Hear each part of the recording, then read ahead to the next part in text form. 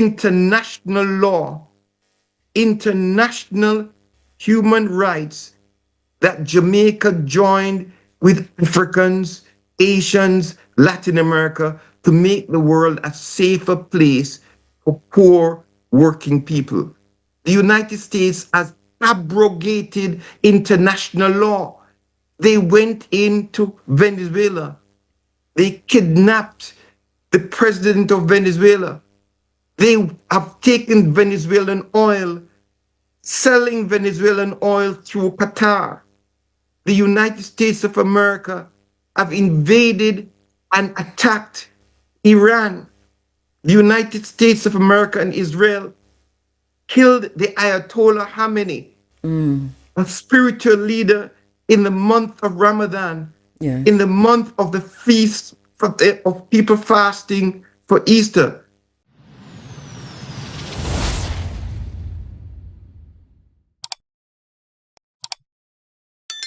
And our vision is to reunite the African family for development. Our mission includes blazing new paths towards Africa's rendezvous with destiny, bearing witness, demanding change, crafting an African-centered agenda for change and development. All the while, honoring my moral obligation to remember. Let me tell you quickly what we've got coming up this morning. We're going to be talking about the geopolitical upheavals, the geopolitical tensions. We're focusing specifically on something that has caused or is causing grief here on the island in Jamaica, because people feel as if they're mourning. Literally, we're going through grief. The decision that was taken to end the Cuba mission here in Jamaica, the Cuba medical mission here in Jamaica. So we're going to be having a prolonged conversation about the implications of that, putting that in historical context, socio-political context, and also within the context of what's happening now in Cuba, the chokehold that the United States has on Cuba, the strangulation, the economic genocide that is being carried out on Cuba right now. Of course, we're waking up to continued wars across the world. We're looking at war in West and East continental Africa, in regions that previously we called and thought of as peaceful. So we're following this, not least of all the war in Iran, the attack on Iran. We've been telling you for a few years now that World War III will not be announced. They're not going to come out and say we are in World War III. But it's interesting because World War I and II started in a very similar way. And we've been at war. We've been having a world war for the last few years. I remember doing quite a few programs when we had that escalation in Ukraine about what that means and really what the end game was. Well, Professor Hilburn Watson reminded us last week that we talk more about objectives rather than end game. And we're paying attention to that. So we're in World War III. They haven't announced it, but we've been in it for a while. And it didn't start with Iran and the Israeli attack on Iran, Israeli-America attack on Iran. We've been in this for a while. So this is an escalation, and it's not going to stop until they have completely dismantled the old rules-based order to make way for the new world order. As a matter of fact, these two things cannot coexist. The old order cannot coexist with the order of technocracy and transhumanism that is being ushered in. one has to be completely destroyed. So this is not about winning a war. This is not about who wins. It never was, it never will be, never is. It is about completely dismantling the old order for the new world order. And go back and read Mark Carney's speech at Davos. I'm going to come back to that because there's something I want to tell you, I want to talk about. And it's a poor segue, but I really do have to get there. If you recall, we have been talking in this space and other spaces here across IRFM for at least 30 years about how Jamaica was used as a guinea pig for the injection for Depo-Provera. A lot of our mothers and grandmothers in the 80s, 70s, 70s, 80s, were used as, they weren't told that they were being used as guinea pigs, but they were used as guinea pigs for what we call the injection, the birth control method, the injection, which is Depo-Provera. It was Jamaica that they did the Olvia tests. And it wasn't until late 2000 that some European countries and Western countries actually started using Depo-Provera. And there's still questions.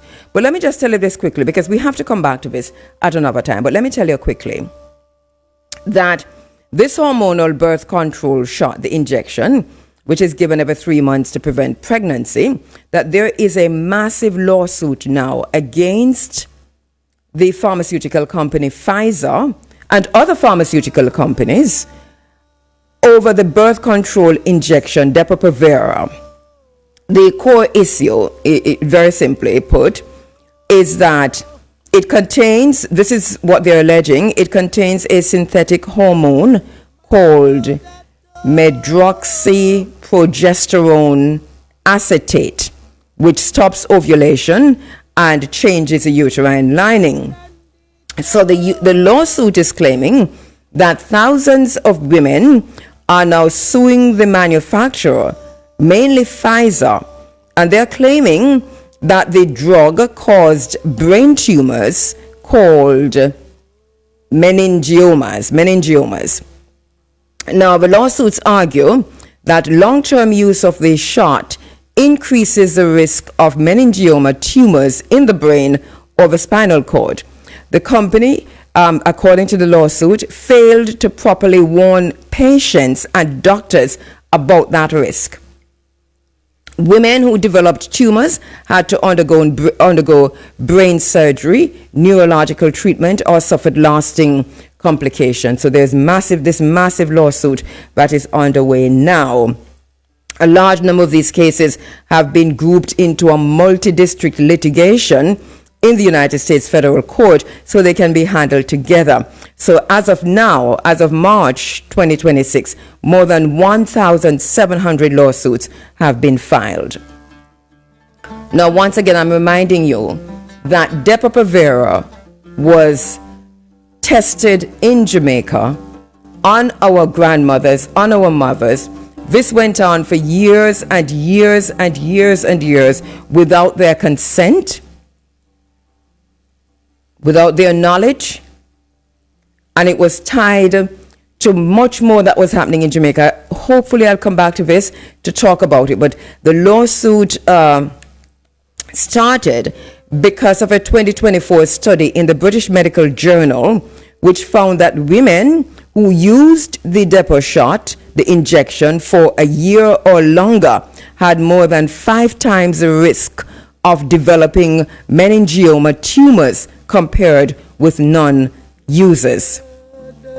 These tumors are usually benign, not cancerous, but they can still be dangerous because they grow in the brain and they cause seizures, vision problems, headaches, memory loss, neurological damage, and damage looking like like Alzheimer's or dementia, that kind of thing. So if you know anyone who's been on the injection, and this is not a scare tactic, but this is something that we have to pay attention to. We have been talking about this forever, and here we we've come to a place where because of this study that's coming out of Britain, we're finding that there is the serious problems with the injection. Now, there's also another thing to consider. I don't want to conflate the two. I'm going to draw a line on the injection for a minute, Depo-Provera, but also to say that there are many studies that have been done on the COVID vaccine, and the results are out there, and the results are frightening, mind-boggling, and there has been no reporting on it in the Caribbean, in Jamaica, and hardly any reporting on it across the world. Let me take a break. I'll come right back. You know it's always national. The time by National Baking Company is now 6:32, and now we're going to be going to the I'm going to go to the phone lines and to Zoom, because we have a very special guest coming online. Let me just introduce him before we go back to the phone lines. Sorry, to the ads.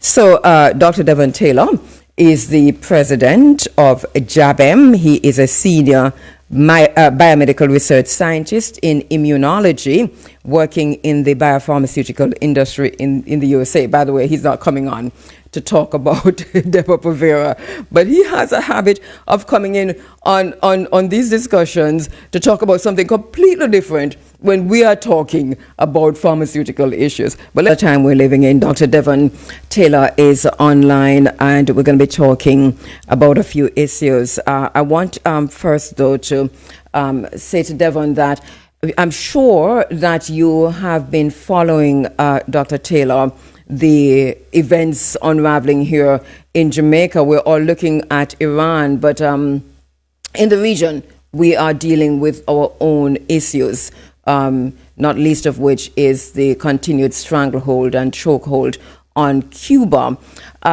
Before we go into the discussions of what JABEM, the latest with the court cases, the issues regarding access to our beaches, to land, and to water, give me, first of all, your initial response to the decision made by the government of Jamaica to suspend or to cancel, if you will, the medical mission, the Cuban medical mission to Jamaica, as a scientist and a medical practitioner yourself. All right. Not hearing Devon. Oh, sorry, Okay. I just All want right. to get Okay. off mute. All right. Well, it's quite an unfortunate event that, given the stress of the Jamaican healthcare system, I think this is something that the entire Jamaica not just hear about, but at some point may have experienced, either directly or through their family members, right? The pressures that the system is under, and the kind of healthcare that you receive, or quickly you receive it, that to really in the face of all of that, cancel a program. And we know, despite whatever excuses, whatever reasons were given, that it is a direct instruction from the imperial power of the United States of America. Yeah, because we did hear the Minister of Foreign Affairs and others after her saying that this was not at the behest of the United States. Really weird way to deal with this, because this is something that the United States hasn't been shying away from. They have been going around. Marco Rubio came to Jamaica and into the Caribbean for that specific reason just recently. So it surprises me that the minister says it has nothing to do with this. Well, I mean, I think we can be frank here. It's a disingenuous response, right? I mean, at this time, it can be no coincidence. We are really seeing what's happening globally. We've seen what is happening regionally. I mean, we have never seen the presence of the U.S. In Caribbean territory so often, participating in events, but more so, giving to Caribbean leaders their agenda, and this is how you're supposed to behave. So, I mean, I think, I'm not surprised, having seen the trend from other Latin American country, hearing what's coming out of other Caribbean islands too, or, who have raised the issue of being pressured by the United States. I think Jamaica, is trying to diplomatically manage a situation that, will be hurting the Jamaican people, because when you extract, we're not talking about, I'm not sure of the numbers, but we're not talking about 10 or 20 doctors or nurses or other healthcare practitioners from a healthcare system that is stressed. We're talking about moving hundreds of them, right, without any contingency plan, right? So if the Jamaican government is claiming that this is of no pressure, then they would have proactively had a solution before you end a critical medical service by any entity to a system that is under stress, without in national security of your people opening them up to risk. Without They any have consultation with the population that we're going to do this. You just do it, announce it, and then the people suffer. But it's interesting that you talk about the consultation, because if you recall, when Marco Rubio was here a few months ago, that came up, the question, because he said that publicly, and journalists, one of the first questions at a press conference from one of our colleagues in the media was this very same thing: is this going to happen? And we recall the response from the Prime Minister at the time, which I think a lot of people kind of relaxed when they heard what the Prime Minister said. Of course, we were saying it was going to happen because this is what Marco Rubio wants, and this is what was going to happen. Now, so on consultation, the Ministry of Foreign Affairs, because we're waking up to this morning, I don't know if you saw it, but there is a press release from the Ministry of Foreign Affairs, update on the decision to end technical cooperation in health between Jamaica and Cuba. Have you seen it? I've not seen it, so it is vulgar.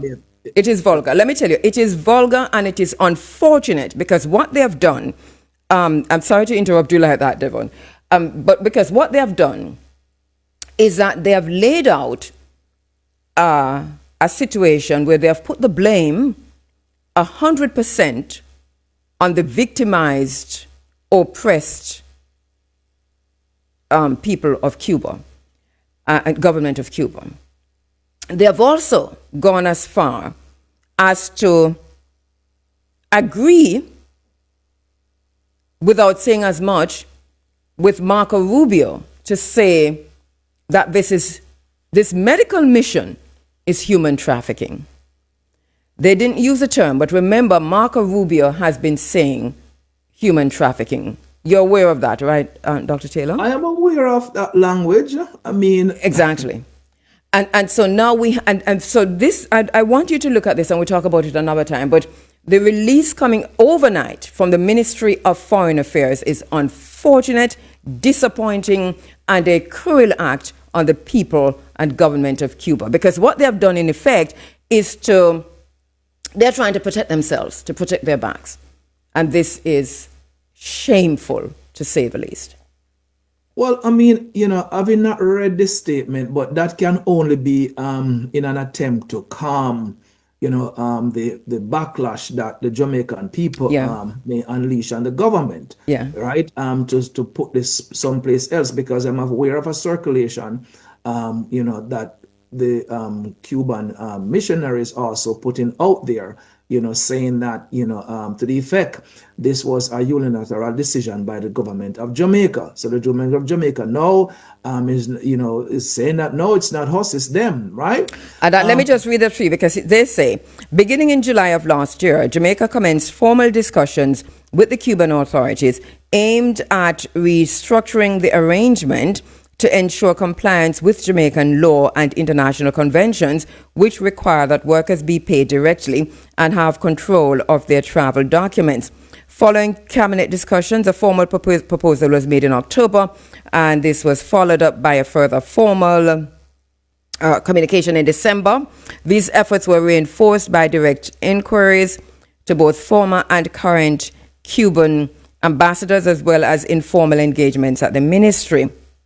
Then they go on to say, for absolute clarity, the government of Jamaica proposed continuation of the program with adjustments. It remains disappointed But despite these repeated efforts, no substantive response was ever received, whether verbally or in writing from Cuba. But basically, what they are underscoring is that among the issues and the concerns identified was the fact that Cuban personnel were not in possession of their own passports. Once that was brought to the government's attention, immediate steps were taken to correct it. The issue was raised with Passport, Immigration and Citizenship Agency, as well as the Cuban authorities locally, to ensure that all personnel were allowed to hold their passports.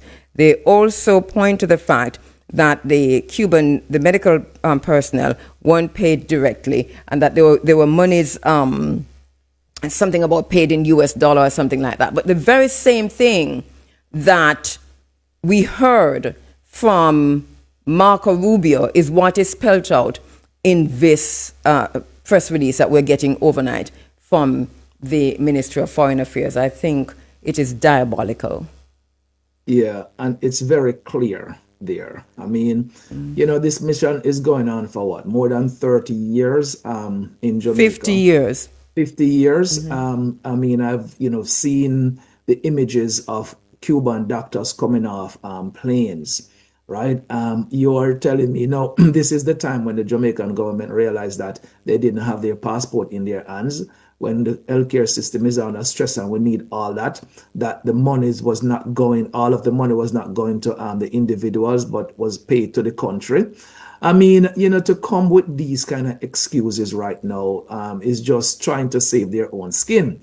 Because what the Jamaican people will feel and realize, the suffering in terms of their ability to access healthcare, which is a right under the Jamaican Constitution. This country will fail to properly provide, open the country up to all kinds of risk, right? Because there'll be significant gaps. So this is trying to manage the backlash, right? And then now to align with the argument of the United States is disingenuous and really subscribing to the imperial wish of the United States.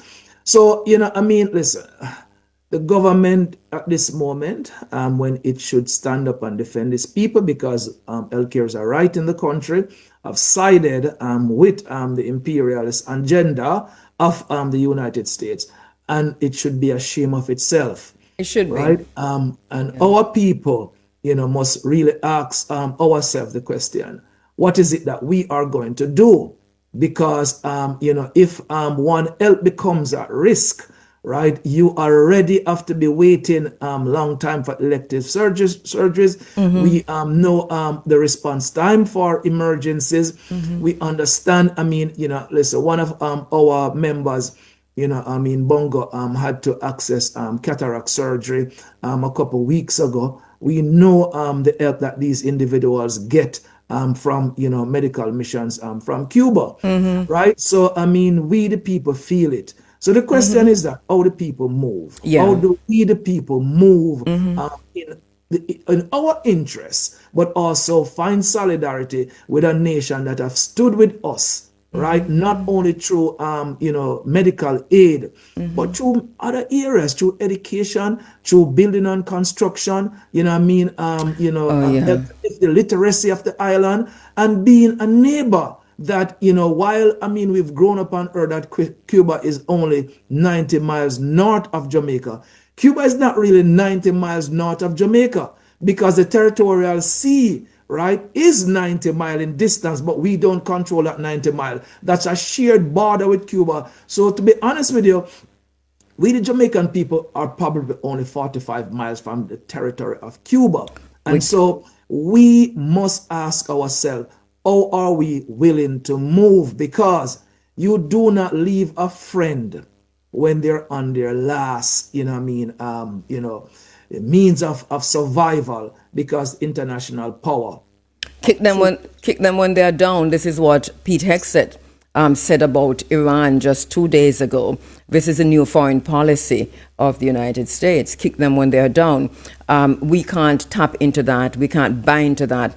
Devon, in the interest of time, and I'll come back to you probably next week or the week after to talk some more about this as we look at what our role, our purpose is in this geopolitical upheaval, and especially pertaining to Cuba.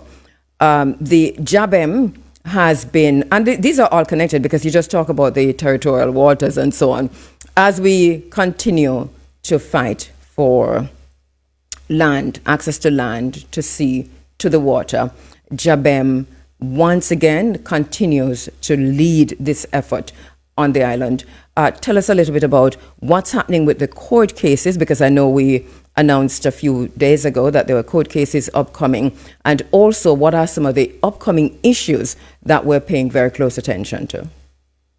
Yes, so, just for everyone to know, right, there are 5 cases now making its way through the court system. The pressing one right now is the Little Duns River. That case, the injunction was filed by the community to have Little Duns River reopened for 7 days per week. Currently, the government is officially only allowing 2-day access Saturday and Sundays, but that deprive not only the plaintiffs and the independent entrepreneurs in the space, destroying their economic livelihood, right? But it's creating a lot of social, recreational, spiritual, needs for the entire Jamaica, and that is under stress. So an injunction was filed. The hearing of the injunction started last Friday, last Thursday in the St. Anne's Bay Court. It continues on Monday. It's going very well, but we are asking the country to really, come and give the community a support. So that is the pressing one, right? So we have Blue Lagoon is coming up, and it's so many. I have to always check my sheet here. Yes. We have June the 3rd, the 19th, the 22nd, 24th, September 28th, 29th, and 30th. So we have over 8 days of trial coming up starting in June for the Blue Lagoon. That's a very important one because, of course, 2 government agencies, the Jamaica National Heritage Trust and the Port and Municipal Corporation, have indicated that the country does not have any prescriptive rights to the Blue Lagoon. And so this will be a very important trial because the 2 government agencies have now announced that we have no right to the Blue Lagoon and we're facing them down in the courts. We have Mami Bay, coming up again. So that Mami Bay is going to be the 15th of June is when we go back into St. Anne's Bay Court to deal with the Mami Bay case. There's a component of the Mami Bay case that also resides in the Court of Appeals, and that we are waiting another trial date for that one. Then the last one is the Providence flanker, right? Which a very vexing one. They're all vexing, but this is extremely egregious. This one is, takes the cake, right, if you will. We go there on May the 5th. But what is happening tomorrow, right, that is related to the flanker case is that there's an EIA addendum that was done by Sanders Regional International. And this is an environmental impact assessment. Right. EIA. Yes. Now, the case filed against, not Sanders, because Sanders is not the property owner, filed against the Airport Authority, Commissioner of Land, and Lee Cap Riviera, a private entity that owns property adjoining the foreshore, that we would want to protect our prescriptive rights, access to the sea. But not only so, there is a fishing channel, right? A boaters channel that is the Sanders plan to build an overwater bungalow. 18 bungalows in the sea and 10 villas at land would block the customary fishing channel that the community along the Montego Bay coastline and Jamaica uses. And so we have filed, and this is the first case that we are aware of in Jamaica, that filed to protect a part of the sea, because the Jamaican government now starting to privatize property that belongs to the Jamaican people, right? I know it is vested in the crown, but it's actually our property. And they want to give away, as they have done so, right? Already to Sanders for their royal plantation, for White House. They have done it for Princess Sense in the mangrove. And there are a couple more other entities that have applied for privatization of the sea. And now this is a escalation in terms of the dispossession. And so this is a very, very critical case. And we have to underscore what this means for fisher folk in Jamaica, because when you're taking, we talk about access to the ocean, access to the beach, access to the water, but now we have a new way of doing things in Jamaica, which is building in the sea.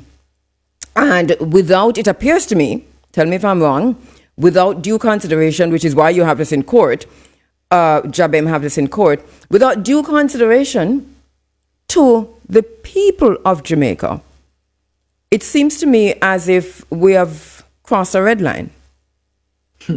Yes, we have crossed that red line, and it is without consultation because, listen, we're not talking about, building a dock, right? Something that is in the national interest of the country. We're not talking about building a pier, right? We're not talking about infrastructure that can benefit the nation. We're talking about building a structure over water that gets an exclusive license for the water and for the floor of the sea, right? Not for a 1 year, but as I understand it, these are 25-year renewable leases to the water that no one, if you're not paying money, which these hotel rooms are over $6,000 a night, $3,000 a night, right? And, they could correct me if I'm wrong. To stay in these spaces, you will never be able to really use that space again. And we think this requires real consultation with the Jamaican people about stuff like this, because it is appropriation. It is taking away the sea from the Jamaican people and giving it to a private entity, right? Or private entities. Enrichment, without the consultation. Or private entities, because you have just pointed out that it's not just one entity, that there are other applications on the table. There are other applications. I mean, Sanders Resort International has another application for their Miami Bay, Duns River property. We know that, Paradise Park in Westmoreland, in Simsfield, Westmoreland, also have gotten approval to build on 1,120 acres of the Dean Valley watershed that constitute 5 rivers, that they are also going to clear over 4 acres of the mangrove there to build their development. We know that Moon Palace, that is building the township there in Success, they're also going to build over water bungalows. So what we're seeing across the country, it's not a one-off. We're seeing a pattern, right, with 3 of these in the Jamaican water, and a pattern to build out more. And we know that many other hotels who have interest in Jamaica want to build these. So now we have practically lost the foreshore with only less than 1% access to the coastline of the country, to now be losing the sea. Now, I mean, this is we're losing the sovereignty of the country. Right, we understand the importance of water to culture, to life, to liberty, right? And these need to be things, just as how the medical mission and how that impact the rights of the Jamaican people should be a consultation with the Jamaican people. The right to give away the sea for private interest should be in consultation with the Jamaican people, and this is not happening. And I say to the Jamaican people this morning, right?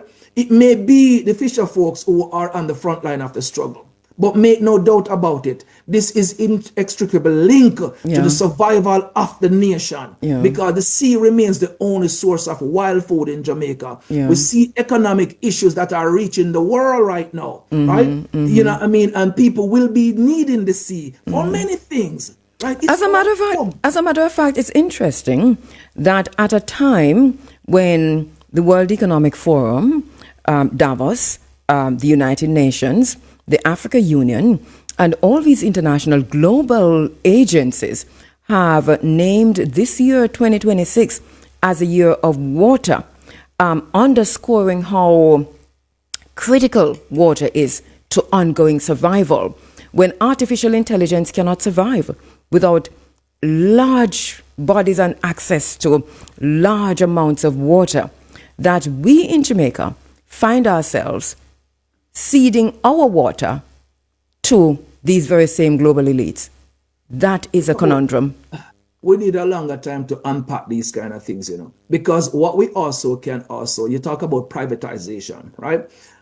We could see that the push here to put the strain on the healthcare system is to privatize the healthcare system in Jamaica too. We have seen that model in the United States where many hospitals are privatized, right? And so if government cannot operate them, we know this is going to benefit private doctors in the Jamaican system as well. So they're also going to get rich off, the health state of the Jamaican people. They are already getting rich off it because most of the MRI and the tests are not done by the hospital system. And this is the point I was going to raise to you. Say, how much of this has already been privatized in terms of the healthcare system? Remember, just a few months ago, I think it was last year, we were talking, and I'm totally out of time, Devon, I'm so sorry, but we were talking about how a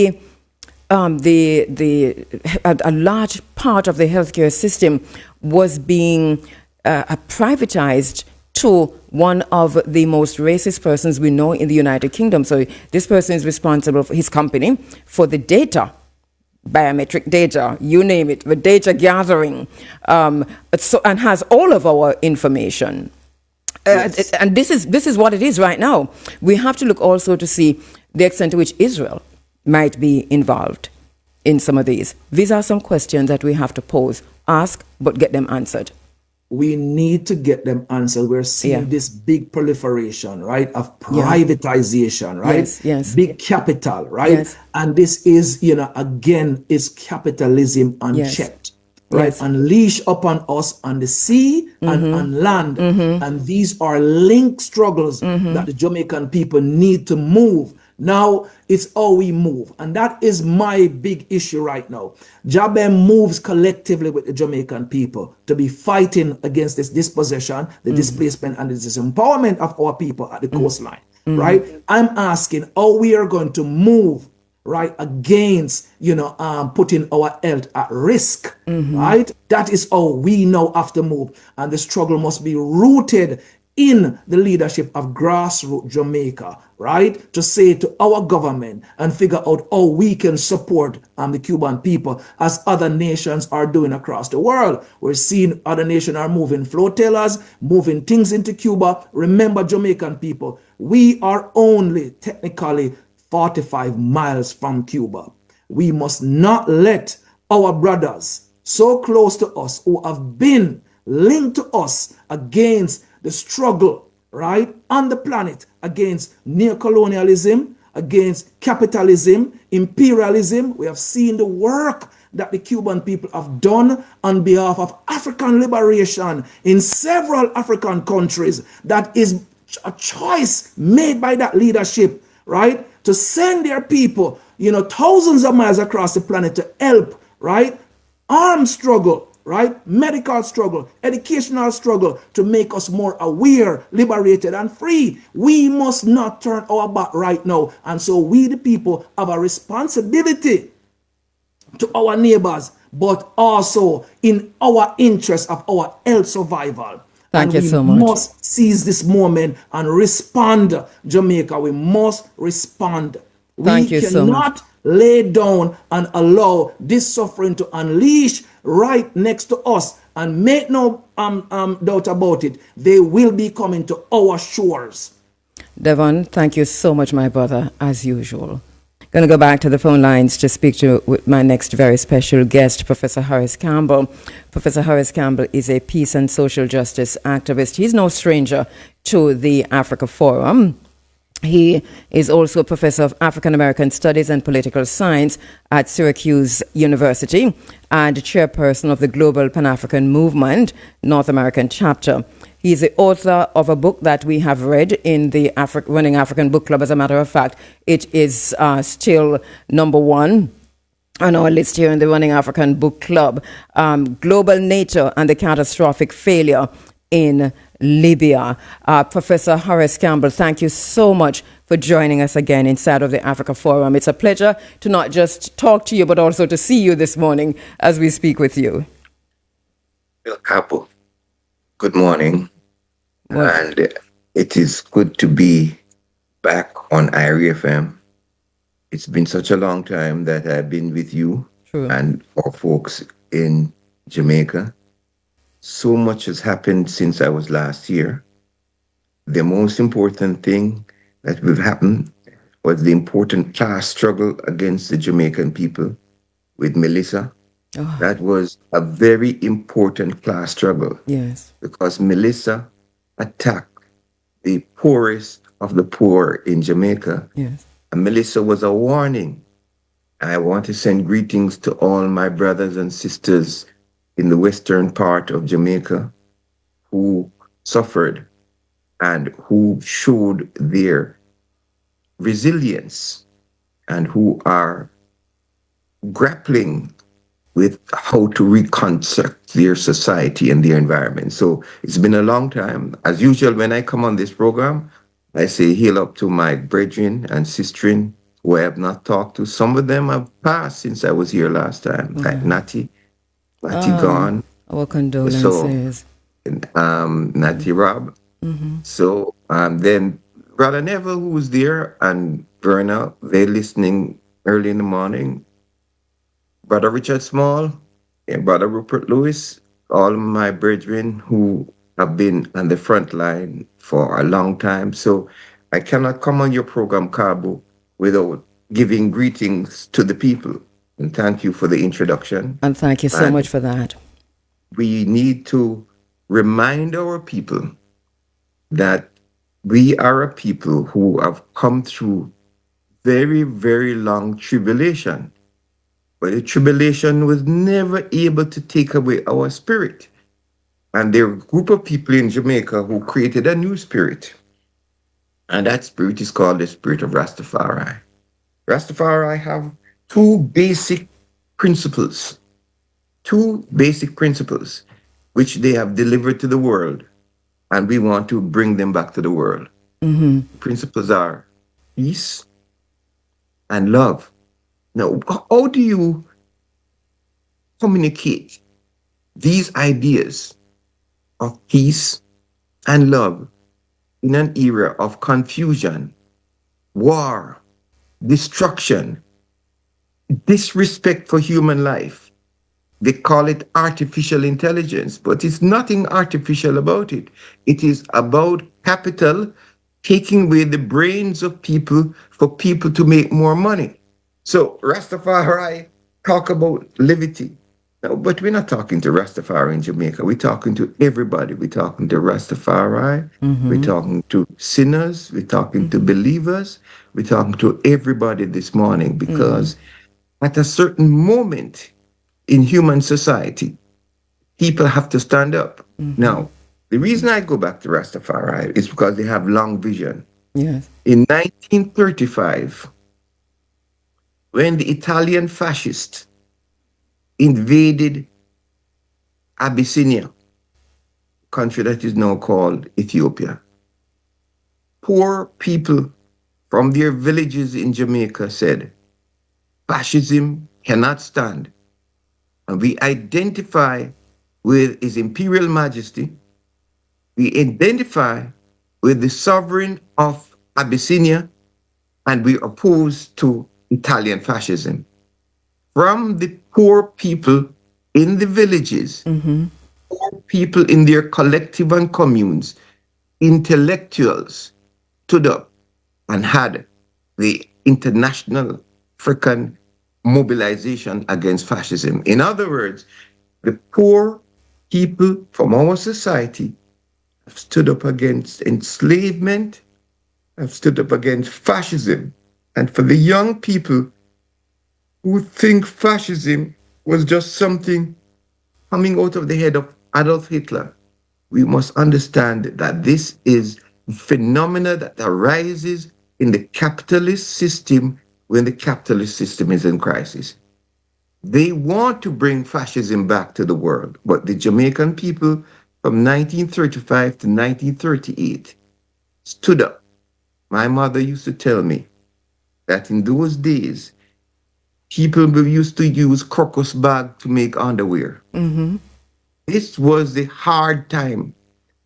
It was precisely at that moment that the people created organizations, societies, movements, cultural forces to register independence in Jamaica. Today, we are facing a similar crossroad where there are forces wanting to bring fascism into the world. But we know they cannot win.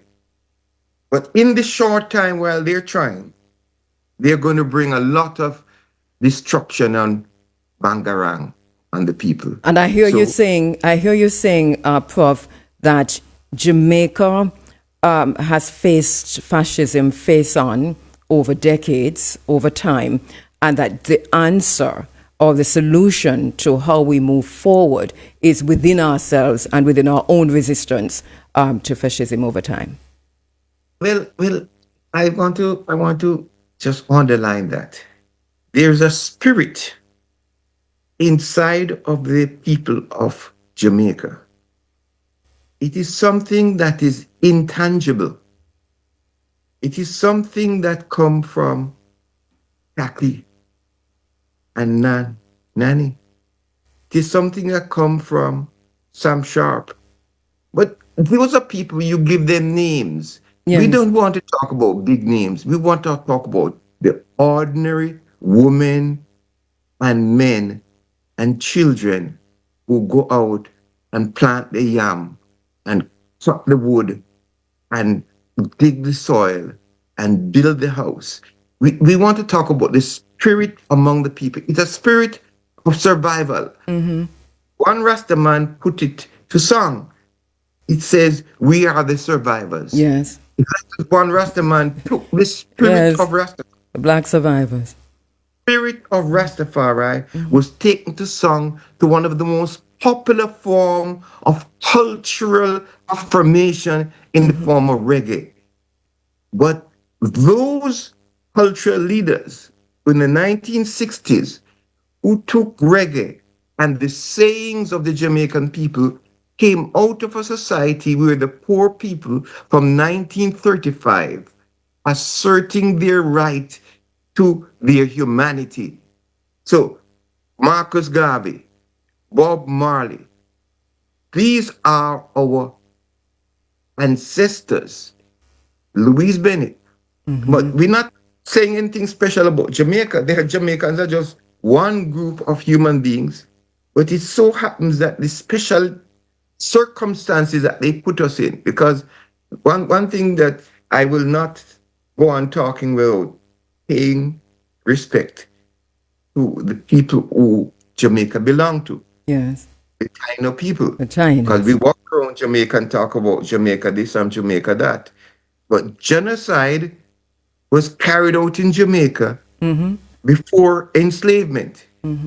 And if we abandon the idea about what formed the Jamaican community, the history of the Taino people, the history of the people fighting against enslavement, then we are lost.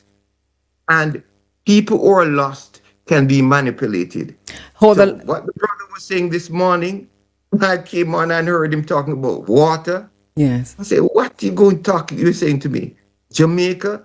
They call it Jamaica, the land of wood and water. And they're privatizing the water and Oh. so Jamaicans are going back to a new form of slavery. Oh, yes. We have lost access to a lot of our fresh water, most of our beaches, and now we are losing access to the ocean itself in terms of even coming in by boat on the ocean. This is critical. That is not outrageous. That is more than scandalous. And the It is question scandalous. is, do we have teachers in school, preachers in churches, and political leaders who are going to stand up to this loss of the rights of the Jamaican people? It is a question. And it's not to the politician, because the politician at this time in the face of the political leaders in the United States of America, we must feel sorry for them. What do you expect Holness to say when he's standing beside Rubio? Holness can say one thing in St. Kitts at the CARICOM conference, but when he's standing beside Rubio and Trump in the United States, we must feel sorry for him. And Mr. Holness and the politician must have some humility about the present political conjuncture in the world Prof, and why they. I'm gonna take a break, and when I come back, I want to pick up right here. What's the reality of the present political conjuncture in the world, and how are we to understand that? Let me speaking to a very special guest, a member of the family, a mentor, and a guide over the years to this program, Professor Horace Campbell. We're looking at, yes, geopolitical issues, but we're situating that within the Caribbean, regional, and of course, continental African context. Professor Horace Campbell has been writing about this, Africa's debt to Cuba, for example, is an article that you can find well written, well resourced, well researched, and get to the heart as an understanding, if you will, a much better of us understanding of why we are obligated, not just continental Africa, but as African people, to pay attention to Cuba. It's in Pambazuka. Please go and check it out. Immediately you can do that, because we're going to be talking about it later on this morning. Professor Campbell, as we went into the break just now, you talked about the politicians who are impotent, if you will, powerless, it appears, in the face of American imperialism. You say we are to be sorry for them. But as we wake up this morning, we're waking to the reality that Jamaica has cancelled the Cuba medical mission, which means so much to so many of us here in Jamaica. Italy had faced the same problem and didn't cancel. What's the difference between Jamaica and Italy in that regard? But we're also waking up to Cuba, saying how disappointed it is at this development, and pointing to the 50 years of a partnership in medical and health with Jamaica. And then overnight, we see a response again from the Ministry of Foreign Affairs saying, if I am to put it in a word, Marco Rubio was right. There is human trafficking here. And I know I'm going to get kicked for this, but this is basically what it's agreeing with Marco Rubio. The payments weren't made directly to the workers. They didn't have their passports. This is what he said, and this is what he meant when he talked about human trafficking.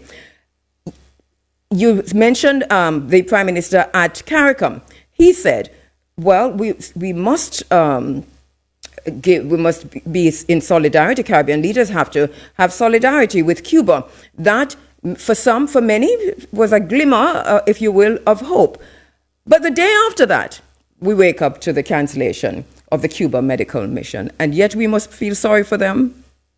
Yes, we must feel sorry for them because they're in a trap. They're in a trap, not of their own making.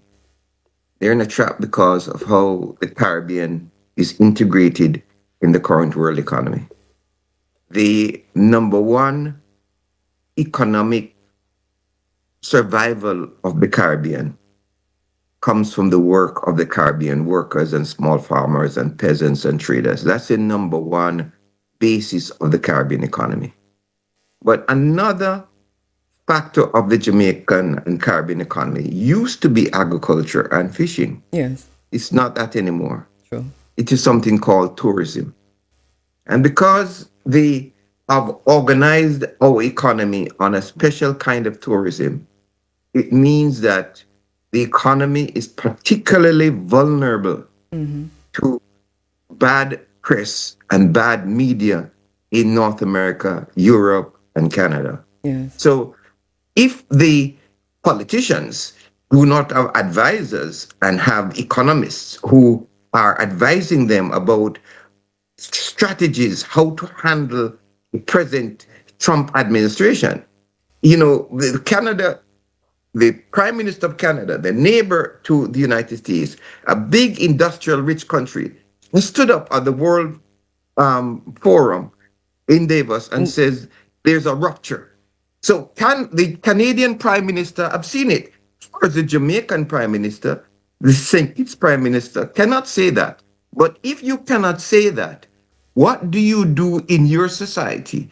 So you mobilize your people, you organize your people, and you draw from the strength of your people to draw from what is going on in the United States of America. So we're not sorry for them because we want to help out the present government. We're sorry that they do not have thinkers and planners and strategists in the government who are thinking of the changes that are going on in the world. We should be lobbying the Jamaican population in New York, in Washington, in California, to make sure their congressional and Senate representative put pressure on Rubio against what they're doing to the Cuban and Jamaican people. That's what I meant by I feel sorry for them, because Yes. the Jamaican government does not really understand how much pressure is coming down on the rest of the world because of the present leadership in the United States. The leadership in the United States of America have decided that they will ignore international law. What we mean by international law? At the last World War, when there was fascism, when Mussolini invaded Abyssinia, Ethiopia, when the Germans invaded other countries and killed 100 million people, including 6 million Jews, the world came up with a body called the United Nations. And the first line of the Charter of the United Nations is the respect for the international law and sovereignty of countries. Yes. In 1945, when they established the United Nations, Jamaica was not an independent country. In 1948, when they established the Universal Declaration of Human Rights, Jamaica was not an independent country. They did not recognize the human rights of Jamaican people, but it was part of the global struggles for international law, international human rights, that Jamaica joined with Africans, Asians, Latin America to make the world a safer place for poor working people. The United States has abrogated international law. They went into Venezuela. They kidnapped the president of Venezuela. They have taken Venezuelan oil, selling Venezuelan oil through Qatar. The United States of America have invaded and attacked Iran. The United States of America and Israel killed the Ayatollah Khamenei, a spiritual leader in the month of Ramadan, Yes. in the month of the feast of people fasting for Easter. The United States of America is having blockade against the people of Cuba. They've said they want to take over Panama.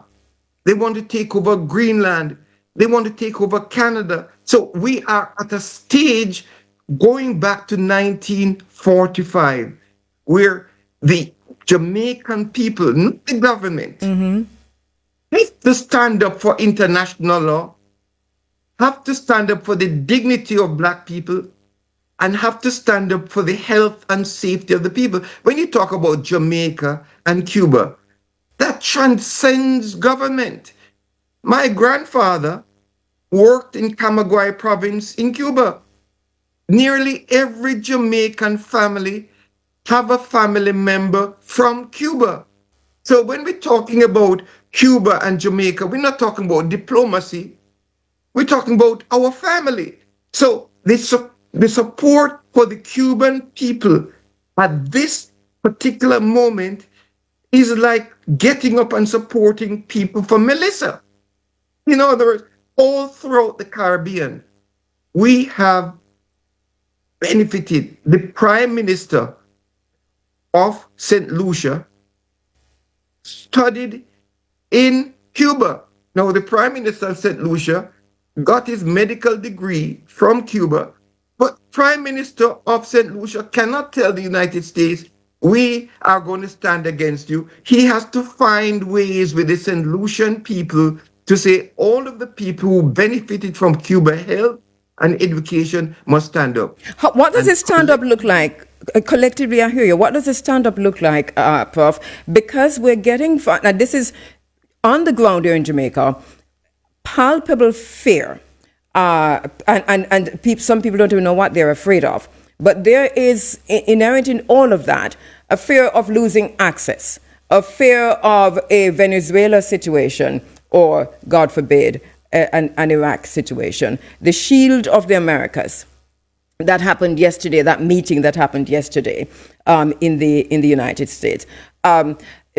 Trinidad is at the table, but look at the stance. Were they? Look at how they treated her at the table. Well, there you go. Did you see the optics? I saw the optics. See the optics Yes. of that meeting? Yes. But who was in that meeting? In other words, let us not get carried away. Was Brazil in that meeting? True. With nearly 200 million people? Not at all. Was Mexico at that meeting? No. With nearly 200 million people? Was Colombia at that meeting? The point about the media, we should not be carried away. In 1935, when Italy invaded Abyssinia, the poor people in Jamaica did not wait for governments to act. They acted in their villages. What do we do in our schools, our churches, our communities, our lodges, our universities, our teachers training colleges to help the Cuba? We are not powerless. Cabo, the way you've taken the initiative this morning to have this program on Cuba, how many people in churches are lifting up prayers to their relatives in Cuba? In other words, when you go to church, who are they praying for? Mr. Trump and the fascists in the United States of America? Are you praying for your brothers and sisters who suffered from Melissa? Are you praying for your brothers and sisters and your cousins in Cuba and in Iran? So when we talk about solidarity with Cuba, we're going back to the kind of solidarity that we mobilized to fight for independence. When I was a boy in Jamaica, I went to school, and in my high school, my teachers were people who supported independence. So they did not wait for a political party to tell us about the struggle of Nanny and Samp. What are the teachers doing in school in Jamaica? Let me give you an example, Cab. Can I ask you to hold? Oh no, let's finish the sentence. Yes. Yes. Cab. How many Jamaicans know about Kutukuna Valley?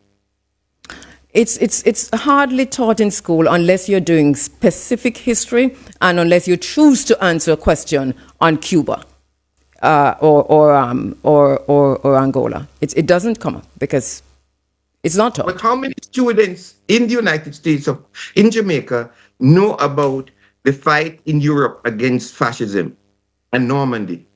They teach them that. They do. They teach them about Europe, yes. But they don't teach them about Africa and Cuba. Yes. Why is that? Well, that's because we don't have an educational system to serve our people. Let me take a break. That is why I'm making this call to the teacher training colleges and the teachers. We're not calling on governments this morning. We're calling on normal citizens to do what they can and do everything they can to have solidarity with themselves. But when you solidarity with yourself, you have solidarity with Cuba. Because Cuba is your neighbor, is your cousins, is your uncles. Is our grandfather. Hold our special guest online, Professor Harris Campbell, and we're looking at, in this segment of the program, talking about our strengths, talking about the fact that we are not impotent, that it is from the grassroots that we're going to see change and that we can effect change. And we're talking about this within the context of Cuba, but also the geopolitical tensions around us right now. Professor Campbell, I know I interrupted just as we were going to the break, and you were asking some really poignant questions about our education system. I want to go there, but you asked specifically about how many know about Cuba's role, for example, in Angola, liberation role in Angola, on the continent of Africa, not just Angola. And I want you to go there for us to help us to understand, because you have been writing about this, also talking about Africa's debt to Cuba. Help us to understand what that is and the role that Cuba has played and continue to play in liberationary movements. Okay, thank you very much. This is something very close to our heart. Jamaica and Jamaican people, when they joined the United Nations in 1962 as an independent country, Jamaica was at the forefront of opposing apartheid. That's the system of white supremacy in South Africa that took away from the rights of ordinary South African workers and poor people and black people, and exploited them and plundered the country. The people of Southern Africa, Angola, Namibia, Botswana, Lesotho, Zimbabwe, fought against apartheid. When they were fighting against apartheid, they were fighting on many fronts. The first and most important was the people in the streets, like the children of Soweto, fighting with their liberation leaders. And the liberation leaders were mostly in jail, like Nelson Mandela was in jail for 27 years. Secondly, there were liberation movements. Thirdly, there was the frontline states of Tanzania, Angola, Mozambique. But most importantly, it is the battles to militarily defeat the South African military. The South African army had killed 2 million people in the region of Southern Africa. They had created $80 billion in damage in the region. And they had invaded Angola in 1987 during the period of Margaret Thatcher and Ronald Reagan. They were going to go to take over Luanda to reverse the independence of Angola. And the peoples of Angola reached out to the Cubans who had helped them in 1975 to fight for their independence. And at the Battle of Cutuconabale, that went on from 1987 to 1988, the Cubans and the Angolans and the liberation movements of SWAPO and the ANC decisively defeated the South African military forces. And when they were defeated, the United States stepped in to negotiate for the withdrawal of the South African army. And it is at those negotiations that we saw the independence of Namibia, the unbanning of the liberation movements, and the release of Nelson Mandela and other freedom fighters.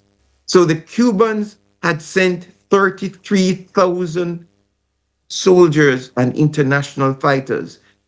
Hundreds and thousands of Cubans died for the independence of Namibia, the sovereignty of Angola, and for the unbanning of the ANC. Every school child in the Caribbean, in the world, should know of this sacrifice of the Cuban people. That is not to speak of the hundreds of thousands of Cuban doctors, health workers, agronomists who have helped in Angola, Algeria, Mozambique, South Africa, Tanzania, the Congo. So the Cuban society became a superpower when it came to health and healthcare because it dedicated its society for the well-being of human beings. These are basic facts that every one of our children should know, just as how we teach them about Nani and Samshar and Paul Bogle, because Kountougal changed the history of Africa. As Fidel Castro says, the history of Africa is written before Kountougal and after Kountougal. There would have been no unbanning of the ANC and ending of apartheid without the sacrifices of the Cuban people. So now the Cuban people sacrifice for us in global Africa. What are we doing in return? Are we going to quibble between before a little well in Jamaica, so a boy called Rubio? No, look at Trinidad. The leader of the opposition in Trinidad came out and said, Mr. Rowley said that what the Prime Minister of Trinidad is doing is not right. The Prime Minister of Trinidad has gone against the principles of Eric Williams about non-alignment. Where is the opposition leader in Jamaica? What are they saying about Cuba? Well, we just heard non-alignment of the people. Yeah, to be fair to them, we just heard, and I heard it on TVJ News last night. I'm sure IRFM might have carried it, but I was watching TVJ News last night, and I heard a report from Donna Scott Motley, who I think is a spokesperson for Foreign Affairs, where it's the strongest I'm hearing so far coming from the opposition. I don't know if we'll hear anything else, but basically there is a challenge there. Also from Dr. Dawes, I think, has said something. But as you know, in St. Kitts, the Prime Minister of Jamaica also talked about solidarity with Cuba and what that meant. So they're all quibbling in front of this little boy, Marco Rubio, as you said. Prof, I have coming into me probably 16 or 17 messages from academia. And they're all challenging me because basically they're saying that in high school in Jamaica, at grade 9, students are taught the relationship between Cuba and Jamaica. And then others are saying at the University of the West Indies, in the Department of History and Archaeology, Cuban history is covered in international relations. But I want to say something about that, because my daughter, who is still in high school, went through grade 9, did history, and Cuba was a choice. She didn't have to study Cuba. It was a choice on the syllabus. So, and this is the point we're making, that it is not compulsory. You can choose it. So I'm answering, reading and answering that. Well, let me say to you, Kabu, that you are a very powerful force in Jamaica, because the professors in the university have to answer you on your show on real time. And if the professors say in real time that they're teaching about Cuba in the university, we'll say, good for you. We thank you. And I am not following the curriculum in Jamaica, so I stand to be corrected if I made an error. But the point is, it needs to be more generalized. In other words, it needs to go to a teacher trainers college. Yes. We have needed to go down at the lowest level. So yes. I stand to be corrected, because I cannot speak about the curriculum authoritatively in Jamaica. So thank you for that correction. I'm going to take a quick break. Hang on, very quick. Professor Horace Campbell is on the phone line. By the way, we're streaming live, we're on YouTube. So all you have to do is go to IRI FM. Go to YouTube and just go to IRI FM Live. We're also on Facebook. So if you're on IRFM Facebook, you can get us easily. We are at www.irfm.net. We're streaming live. That is free. You can get us there also. We're also on the IRFM mobile app. So if you have downloaded that, then you're also free with us. So wherever we are, whatever social media platform you're on, just go there, and we are there. Just go IRFM. We're live. We're streaming with videos, not just audio. So Professor Horace Campbell has been on many times. If you want to know what him look like and what me look like, we're up on TV. All right. So thank you so much for joining us, though, on IRFM as we look at these issues. Prof, with just about 10 minutes to go inside of the program. Time really flies fast. We do have this issue of Cuba that I want to underscore before you go, which is to say, this, as Cuba has said, Cuba is disappointed. Jamaica has come out swinging. And I called it this morning a vulgar response, because they have thrown Cuba under the bus. It's interesting that Dr. Lakim Samaj has written an article about this. Are we throwing Cuba under the bus? And he did that before all of this. But this information, this press release from the Ministry of Foreign Affairs this morning is very telling. What do we do from here? Where do we go from here? How do we, as the grassroots that you're talking, how do we move from here to assist Cuba, in Cuba itself, and tangible in terms of the economic chokehold that Cuba now, that the U.S. now has on Cuba? There are many levels. And the first is to go back to the spirit that we talked about. What spirit is moving the people right now? This is not academic. This is not about politicians. What is the spirit of survival for the Cuban people and the people of the Caribbean? And that spirit will move you to do many different things. There was a speaker on before I came on. Dr. Devon Taylor, yes. Raising support for Cuba and mobilizing support. You are not very far away from Cuba, 45 miles away. How do you mobilize resources, even in the face of the challenges in Jamaica? How do your schools and your churches and your communities support the flotilla and tell the people who are coming with the flotilla they can land in Jamaica, and tell the people in Angola and Tanzania they can fly some beans to Jamaica, and the flotilla will pick up in Jamaica and Barbados and go to Cuba? That is at the basic level where your community is. But there is also at the level of international politics. What are we saying about Cuba in CARICOM? Are we having a discussion about the technical basis for Cuba becoming a full member of CARICOM and being defended politically, legally, and diplomatically by CARICOM? Now, Haiti is a member of CARICOM. I don't see any reason why Cuba should not be in CARICOM, and we should be starting the discussion on this. Thirdly, the Jamaican diaspora, that is, I don't like that word, but the Jamaican overseas in Colombia, San Andreas, Jamaican diaspora in Costa Rica, Jamaican diaspora in Cuba, Jamaican diaspora in United Kingdom, in the United States of America. These are very important constituencies of Jamaica that should be joining with Jamaica on this question of Cuba. Just take the United States of America. There are so many children of Jamaicans in important positions. Let's take, for example, the head of the Congressional Black Caucus, Yvette Clarke, from Brooklyn. Brooklyn is another Jamaican community.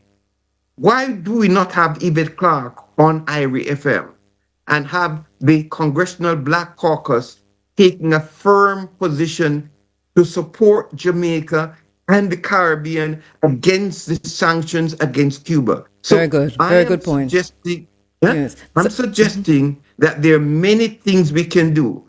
And the last point I want to make is about the churches. We have people who call themselves Christians in Jamaica.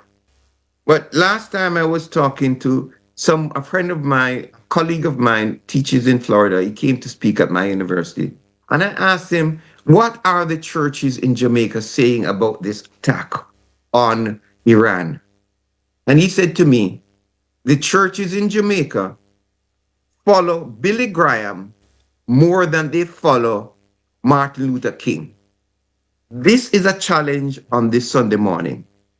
If you're following Billy Graham in Jamaica, you're following white racists who want to take away the rights of black people in the United States of America, want black children in the United States of America not going to school. So the churches who are praying this morning and offering supplications to God to bless them must ask themselves, Martin Luther King is against racism, apartheid, the oppression of the Palestinian people. So the churches, the Jamaica Baptist Union must make a statement about this thing. The Presbyterian Church, the Roman Catholic Church. I know the Pope does not support what the United States of America is doing. So in every section of our population, we must raise our voices against this outrage against the Cuban people and against the Caribbean people.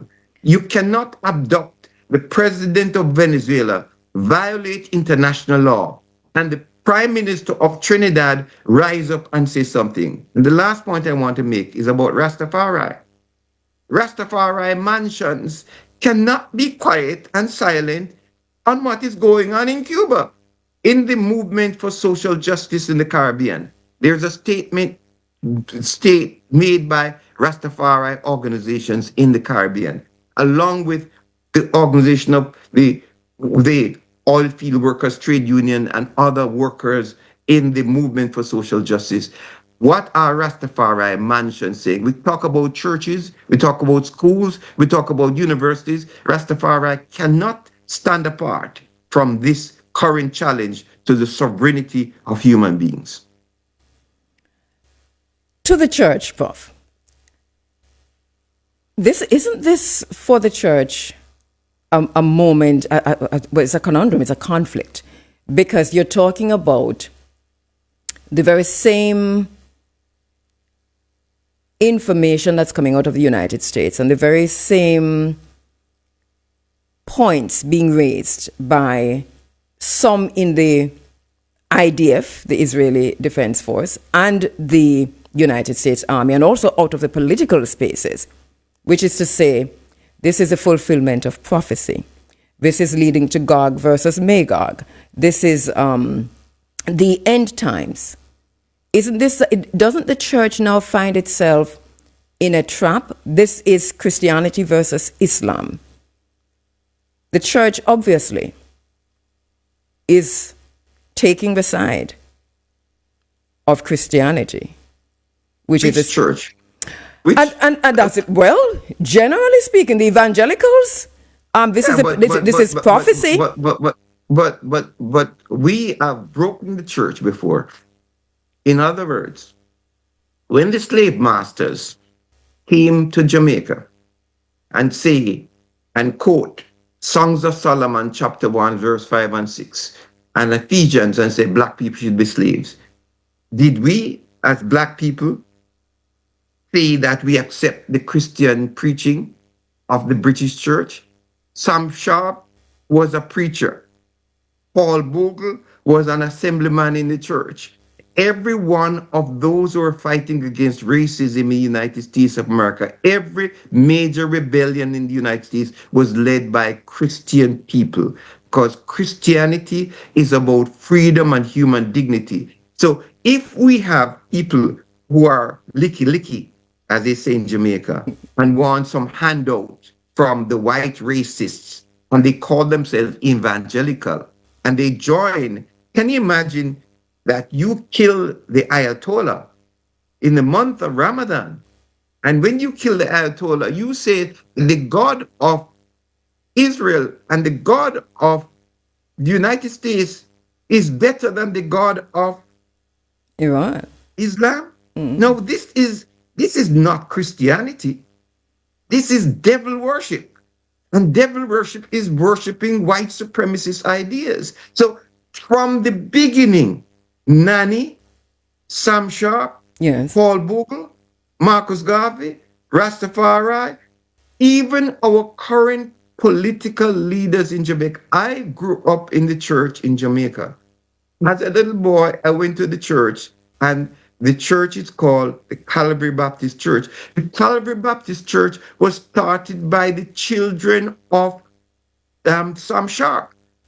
And most people don't know this history. So when we talk about religion, the Jamaica Baptist Union and Calabar College was started as a place to train Jamaicans who oppose white racism. So when you have in the church in Jamaica, yes, people who say they support Donald Trump and they call themselves evangelical, these are just plain capitalists, bootlickers who want to oppress their people. And those people should be exposed. I think it is Very good that, much so. yes, and I think that I think it's good that you have laid this on the table this morning, that we're calling this to order. It's important for us to face this one thing at this critical time. And maybe, just maybe, hopefully, all Christians who are listening this morning, just before you head out to church, because I'm getting your text, I know you're all listening, maybe when you go in this morning, the conversation will be a little bit different. Thank you, Prof. Can I just add one point? Yes. Because I reflect on my boyhood in Jamaica. Mm-hmm. I was listening to Rastafari in the street corner, and I was going to a church called Calvary Baptist Church. They brought Billy Graham to the church. At that point, I did not know that Billy Graham opposed Martin Luther King. It's only later on that I understood this, that my church was supporting white racism. Yeah. And I'm saying do not want our children to grow up in a church in Jamaica with evangelicals bringing white racists, just as how I was brought up and was being told that Billy Graham is a great leader who called us to prayer. And Billy Graham was supporting those who are oppressing Black people. We now have the tradition of Martin Luther King, a man of peace, a man of love, a man who opposed war and militarism.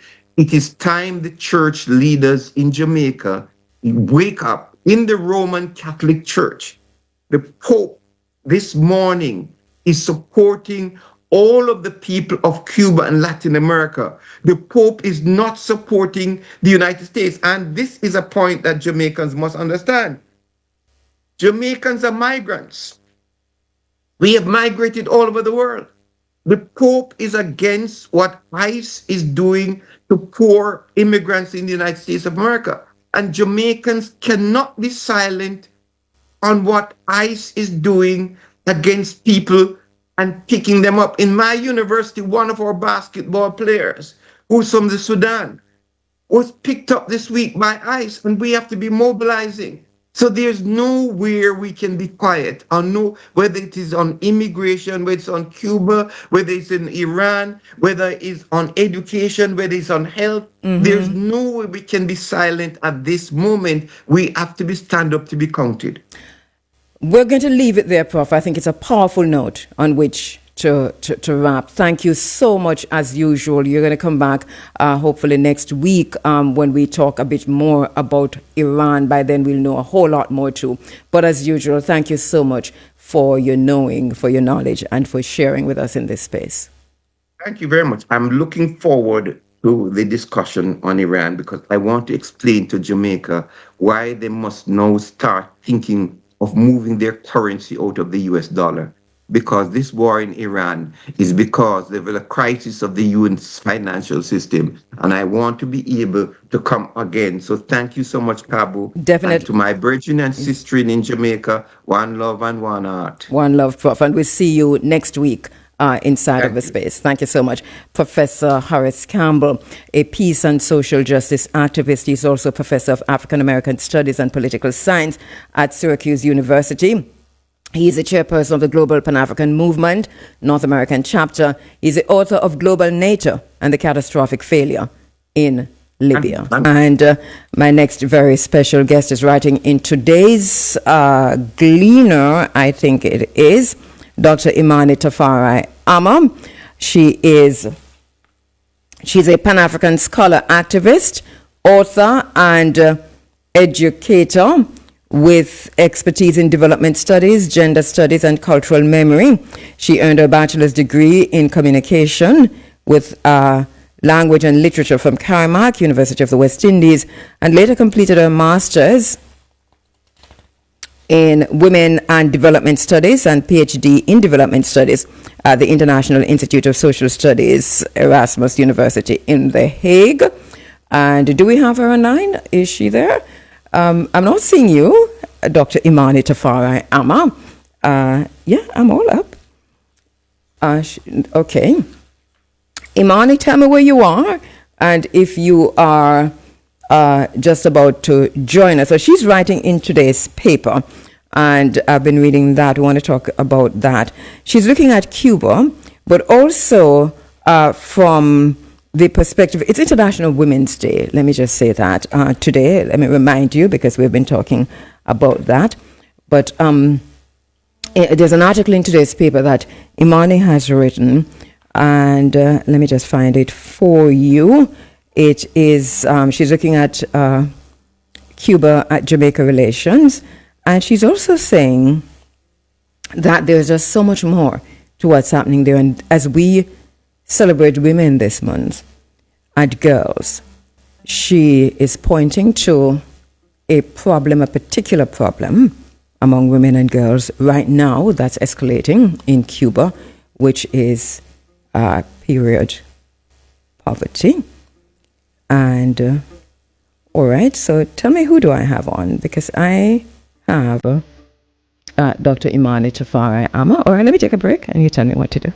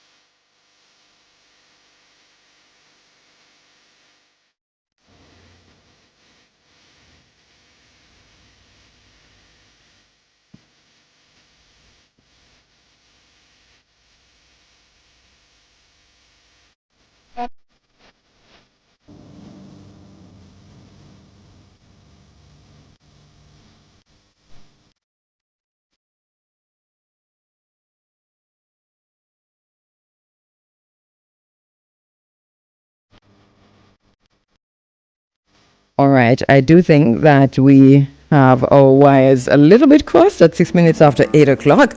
And in this segment of the program, we're going to be having just about 25 minutes, if so much.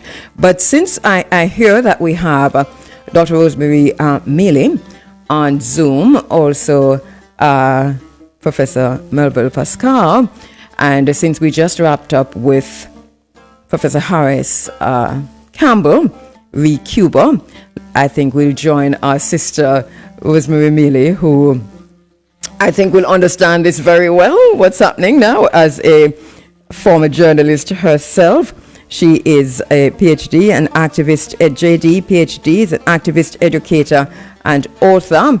She has been acknowledged for her long history of engaged community activism and contributions to artistic innovation, education, scholarly endeavors, and international human rights struggles.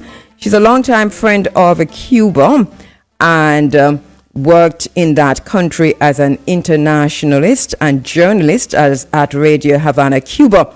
Her participation in international forums with non-governmental organizations has garnered global recognition and respect for her advocacy in defense of U.S. political prisoners, gender equality, and the illegal imposition of U.S. economic and political sanctions against sovereign nations, including Cuba.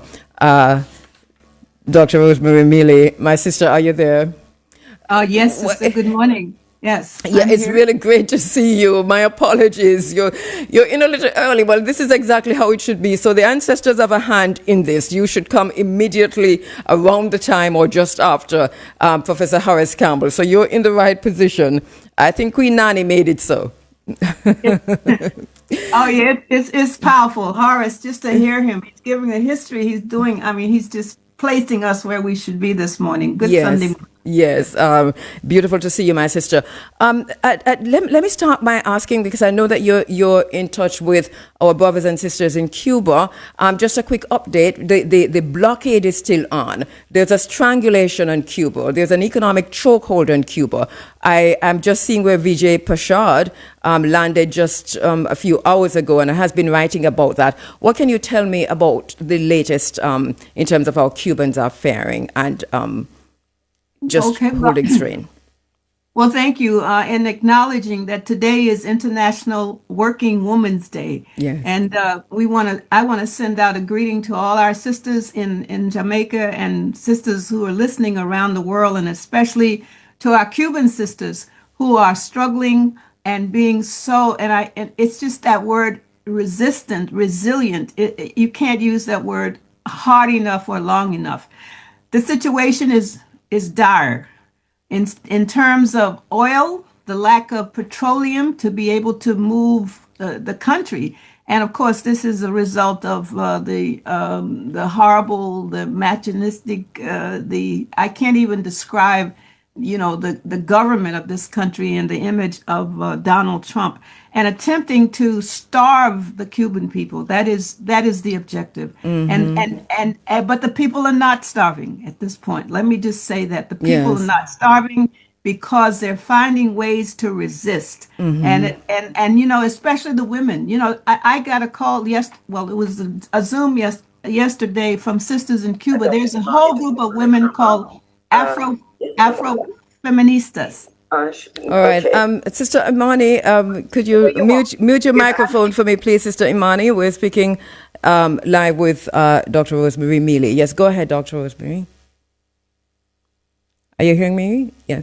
All right. I think you're muted now, Prof. Rosemary, or Sister Rosemary. Yes, Yes, I go muted ahead. when Yeah. okay, Yes. great. Okay. That's Yes. radio. That's radio. Yes. What I'm saying is that, there are a group of sisters in Cuba. They're known as Afro feministas.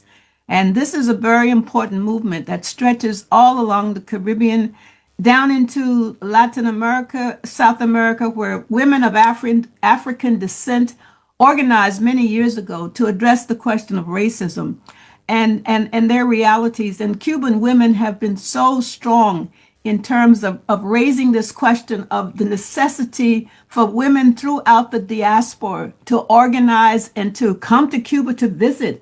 And so yesterday was, just seeing photos of them meeting together, the blackouts, which are in Havana on Thursday, there was an entire blackout in the whole area of a whole province of Havana. There was no lights. There are no lights. There's no electricity, but people mobilized anyway to come together to make sure that the hospital generators were operating, because this is so important to show you how cruel this country is and the impact.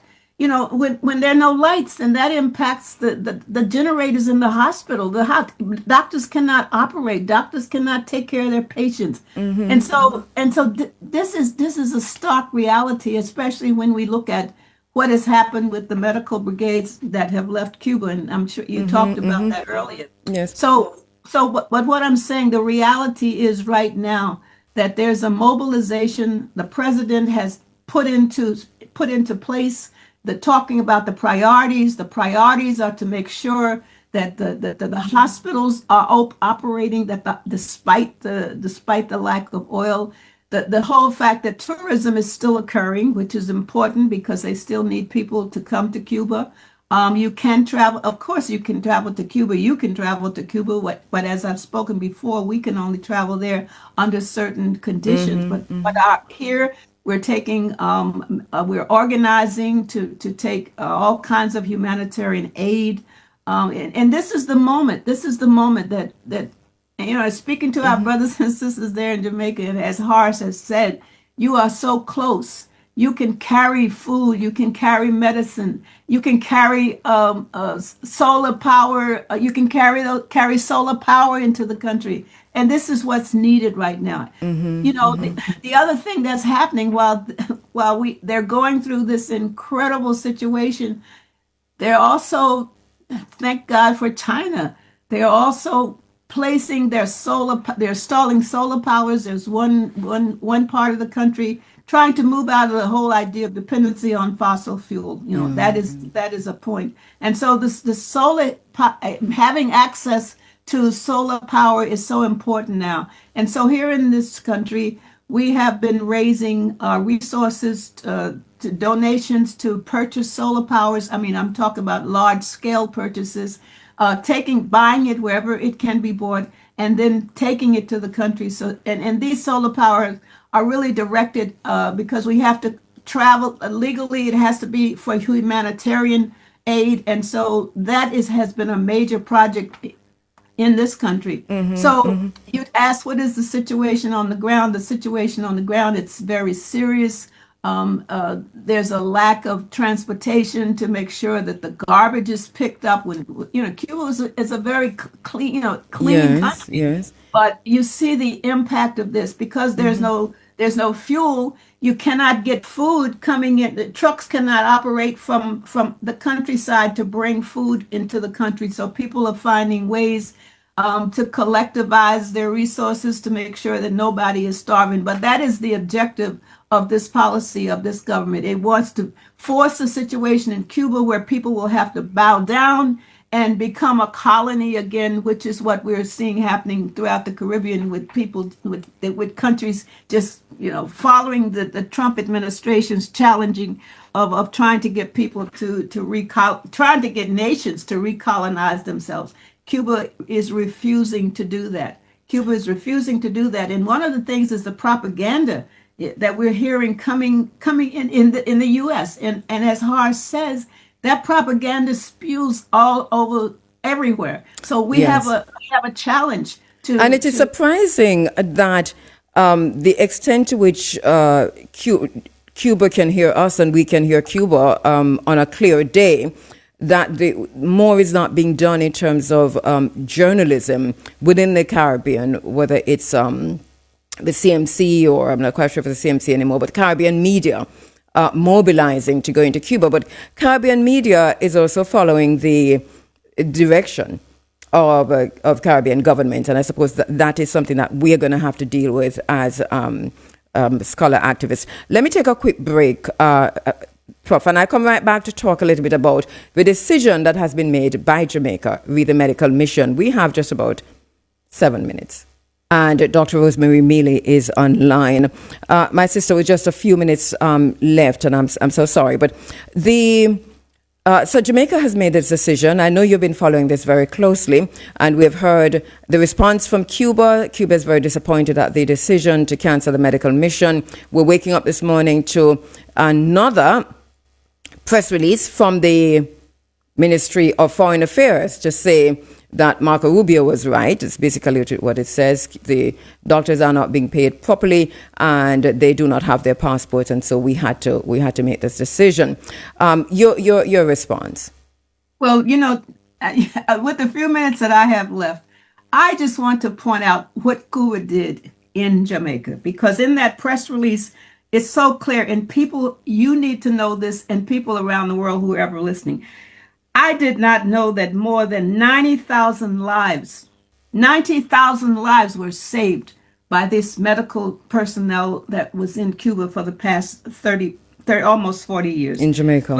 Like in Jamaica, I'm sorry. 7,000, the stats are so important for people to know. Maybe that will get through to people's heads. 7,170 births were attended to. More than 8,176,000 Jamaicans were treated by the Cubans. More than 8 million. Can you believe that? That's the historical results of the collaboration, and it speaks for itself. And then you had the Operation Miracle. That Operation Miracle was presented in Jamaica in 2010, where more than nearly 25,000 Jamaicans have had their eyesight restored or improved by Cuban cooperation. That's the humanitarianism of the Cuban doctors and Cuba's internationalism.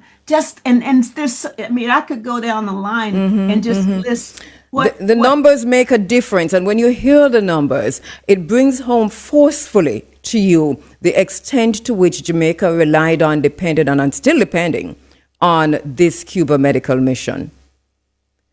Absolutely. And Cuba remains steadfast, it says.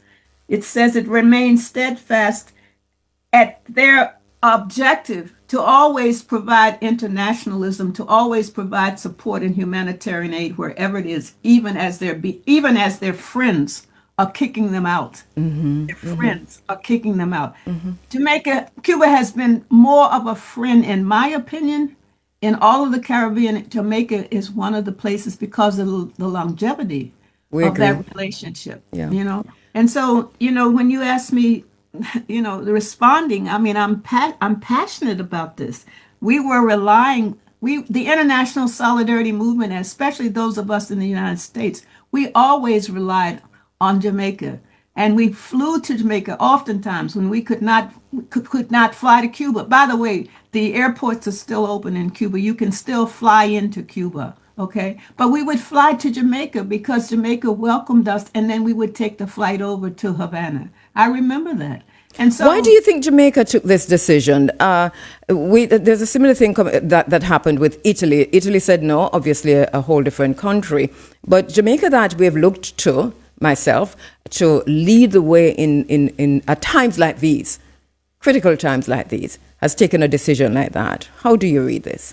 well, I think we read it by going back to what happened yesterday at Mar-a-Lago, when the president brought in all those white reactionary leaders from Latin America, and with the shield of the Americas Summit. I think that's important. We have to follow what happened at the shield of the American Summit, and this whole position again goes back to the use of drug interdiction as being the primary reason for why the United States has to align themselves and bully other countries into subservience. So at that meeting, the situation basically is a justification for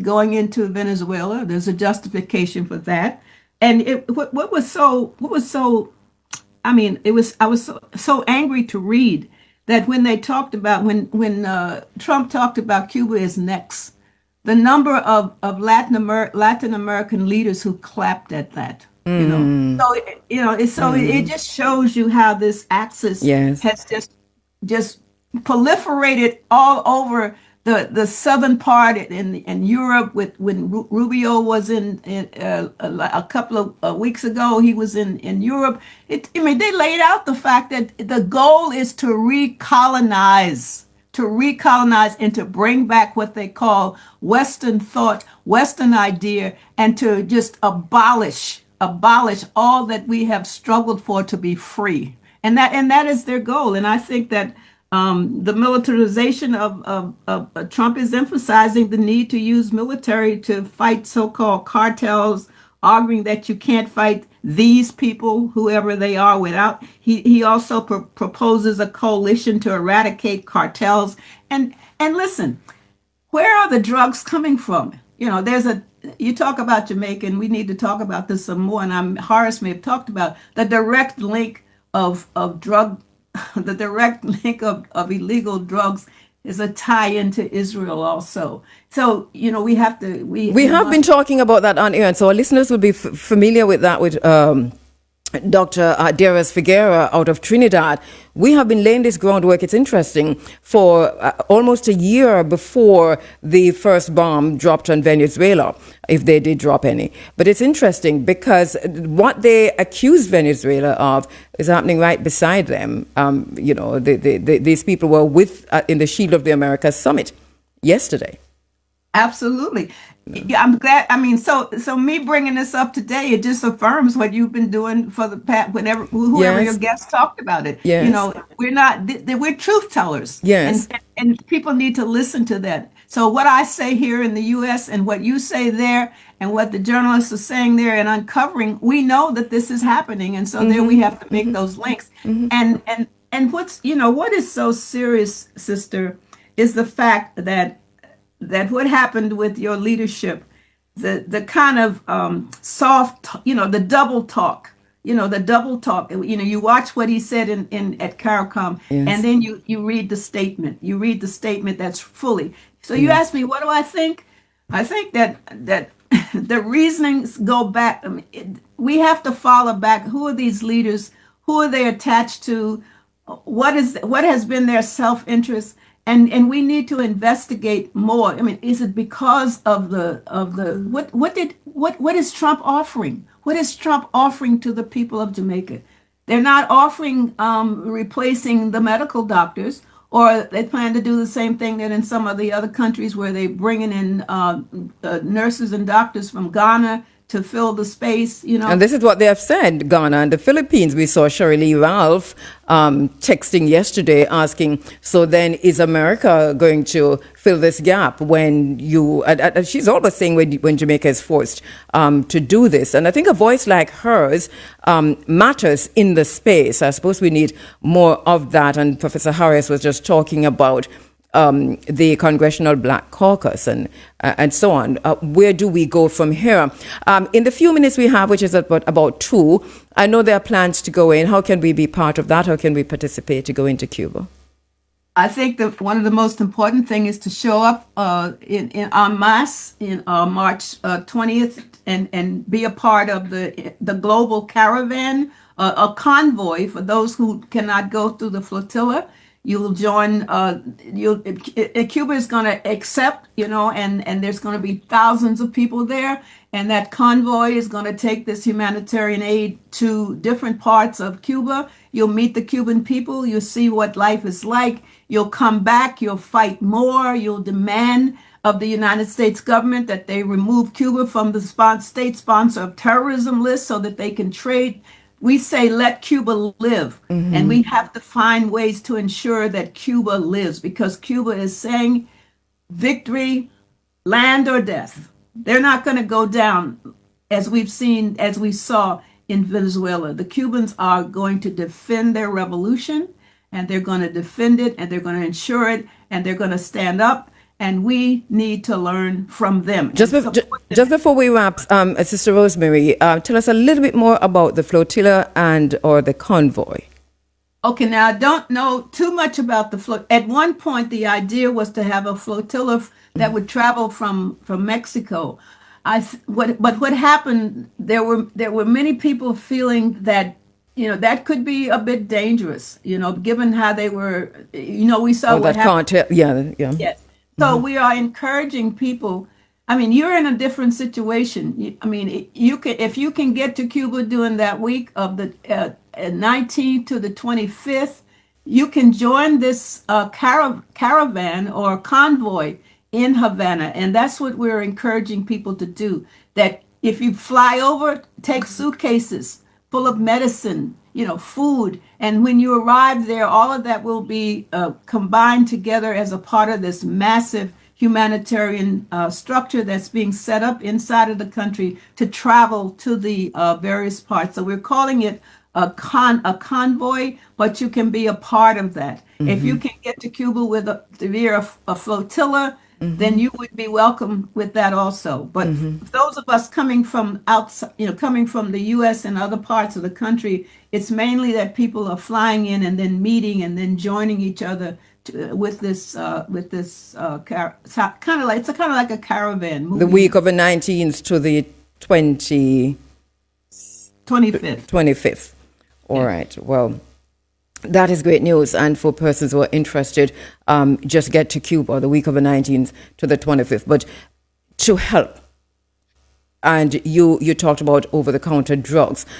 You talked about satellite. And there's so much of this that we are even more than before familiar with because of Hurricane Melissa. So we know exactly what's needed in Cuba. Yeah, and the Cubans were there to help during that hurricane. They were there, I'm telling you. 24/7. They worked 24/7. They did. Dr. Yes. Rosemary, thank you so much. Thank you so much. Thank you for having me on. I hope to come back with more information. I look forward to having you back on as soon as possible. All right, Dr. Rosemary Mealy, activist, educator, and author, and of course, a longtime friend of Cuba. We're standing by now for the Supreme Ventures draw. All right, I do see that we're having a little problem. I can tell you that we are because here I suppose in the way that we have been talking about all morning, seeing Cuba through different eyes. Imani, my sister, are you there? I am here. Good morning, Sister Cabo, and thank you so much for this forum.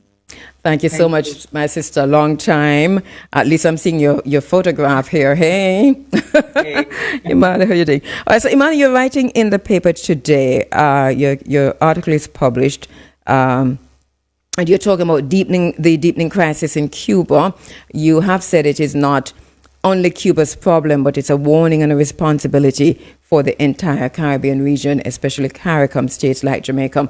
And on this International Women's Day, you've gone a bit further to talk about how this economic chokehold that is now on Cuba is affecting women and girls, specifically in Cuba. So I wanted to speak to that, first of all, even as we celebrate and observe International Women's Day today. Yes, you know, it is a good moment for me to come in after the previous guests have already established the historical context within which we have to frame our activism, our social activism, our desire for justice, because all of these entangled issues come out of our hundreds of years of being under the yoke of colonial terrorism. And what is happening in Cuba is a multiple model of how resistance comes up against sharp pushbacks.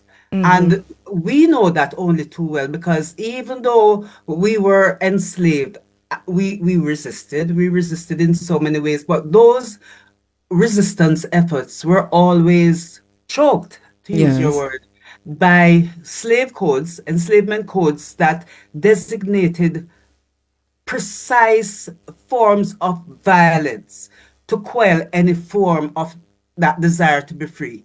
So, for example, when you look at the neck shackle, the neck shackle is an interesting object because the two ends are extended to prevent you from running freely through the sugarcane field.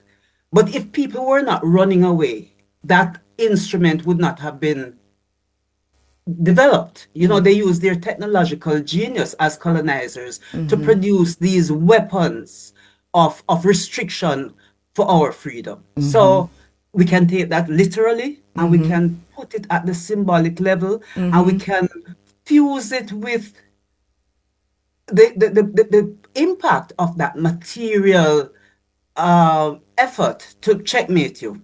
So for those who play chess, you know, when you're checkmating the king, because it's not an eating game, it's a game of power to control the center of the board and the various other parts of the power plays that run the world.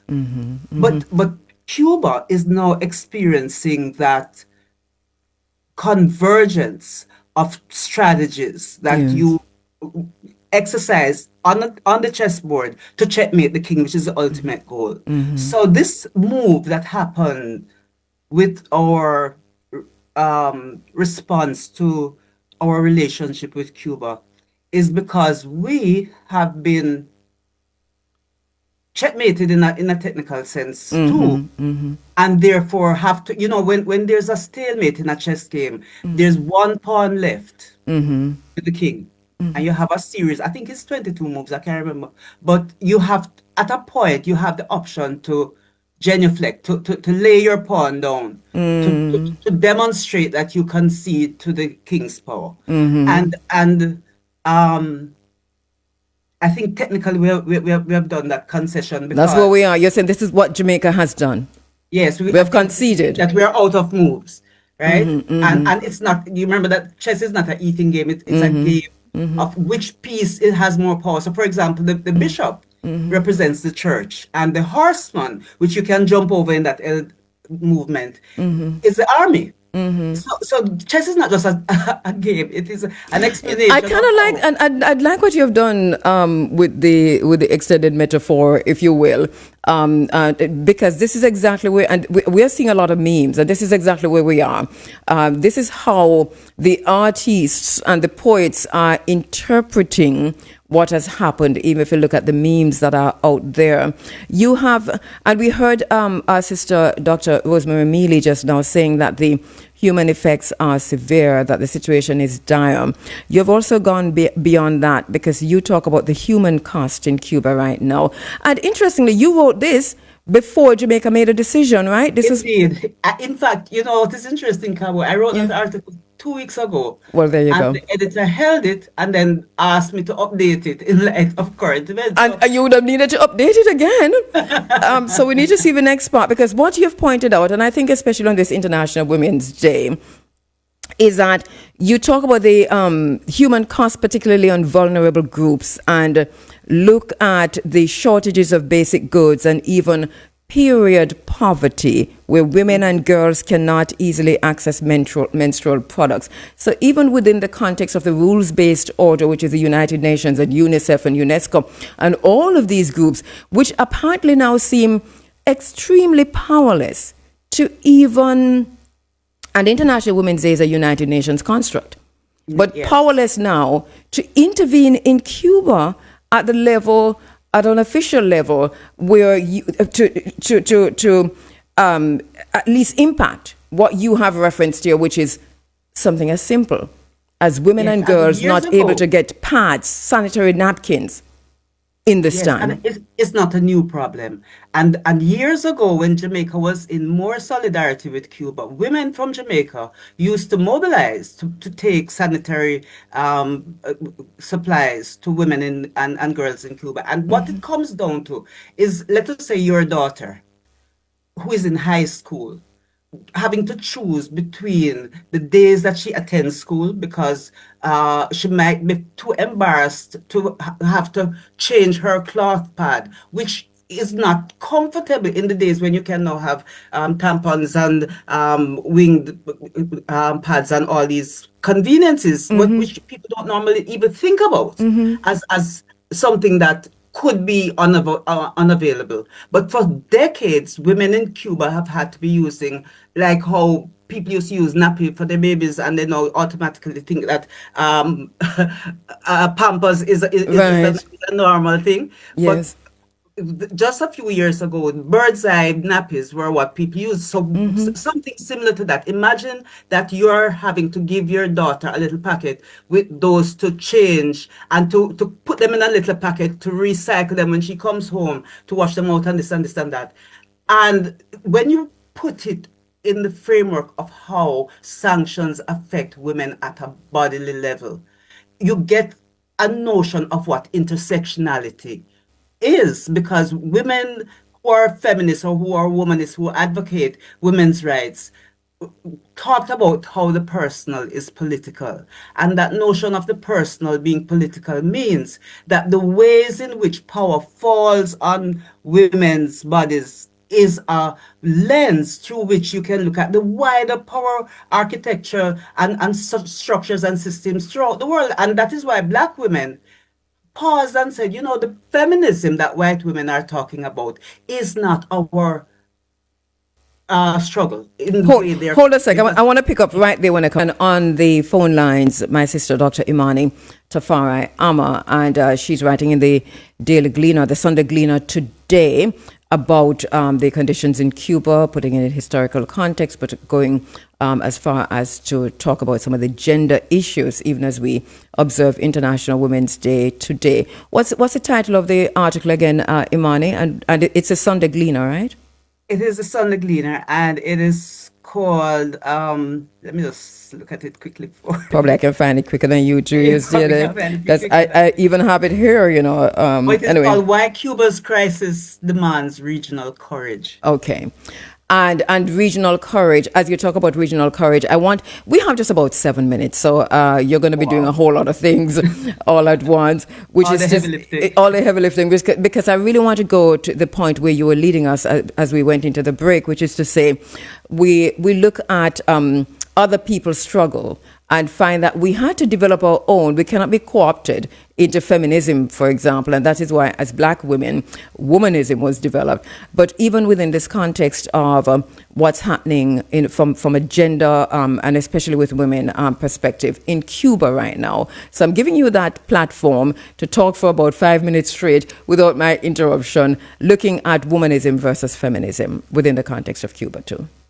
Okay, so let me just start at the point where black feminism came out of a critique of what was called mainstream feminism at that point, because and it's not just at that point, it is an evolution over time, but I'm gonna skip over the actual chronology because of the Of time time, constraint. Just to yes. say that mainstream feminism was being articulated by white women, and it also coincided with male-dominated black liberation movements. So black scholar activists realized that they couldn't fit into the straitjackets of these two streams of consciousness, and decided to develop formally the notion of womanism, which was articulated by Alice Walker, who wrote a book called In Search of Our Mother's Garden, that formalized what had been going on for a long time. Because Yes. if we go back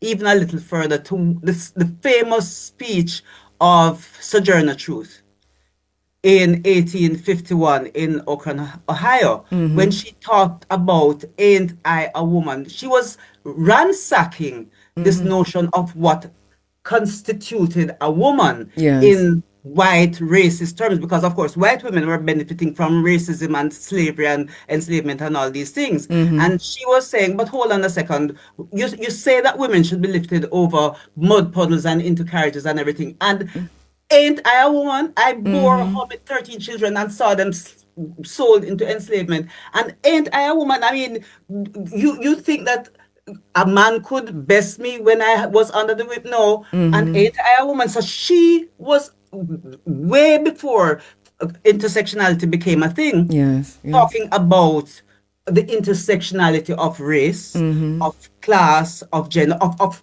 the notion of humanity, because of course enslaved people were denied their humanity. And she was putting it on the table and saying, look, if Eve was Yeah. there when God was doing creation, then it must mean that we as women can talk about how the world should be put back to rights. And I think that's where we are today, because a lot of men are making extremely violent decisions about what should happen to the world right now. And if you look at the bullets and the bombs, they're all shaped like a penis.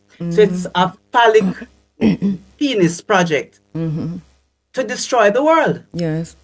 And it leaves the gate wide open for us to talk about womanism, because people like Bell Hooks and Patricia Hill Collins and Chandra Talpade Mahante, and these women who said we need to identify with our experiences and theorize from our experiences how we should solve our problems and move forward, because it's not just like what the white version of feminism was saying, that that men are the problem. No, we need to look at how to develop better relations as women with men and our households and our communities, to develop a holistic notion of transformation that heals this spiritual disruption, this psychosocial derangement, and this material starvation that we are all now trying to grapple with. I mean, we just recognized Black History Month, which was, mind you, eclipsed by Reggae Month, but that's a whole nother story right here in Jamaica.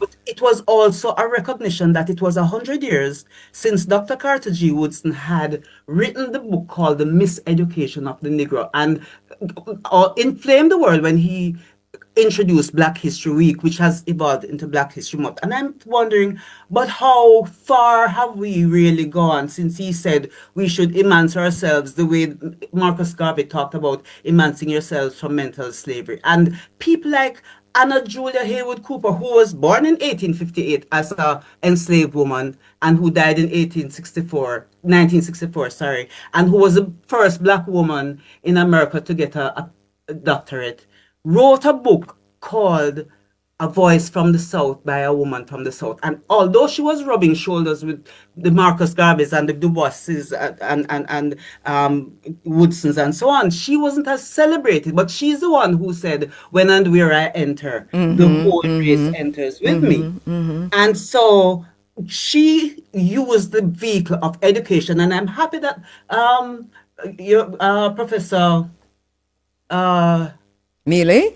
Campbell Or Campbell? spoke about the need to activate people in the education sector, because the education sector has so failed us by reproducing the colonial curriculum that we need to decolonize the whole education system once and for all and find a way back for us to teach ourselves about us in a way that improves who we are and liberates us in that.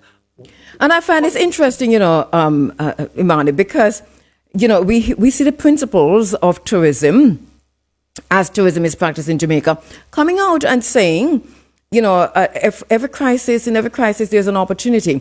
And now we have an opportunity to, whether it is to build a smart city or to create a Martha's Vineyard in St. Elizabeth, high-end, build a place so that private jets can land. This is what we hear coming from the tourist industry.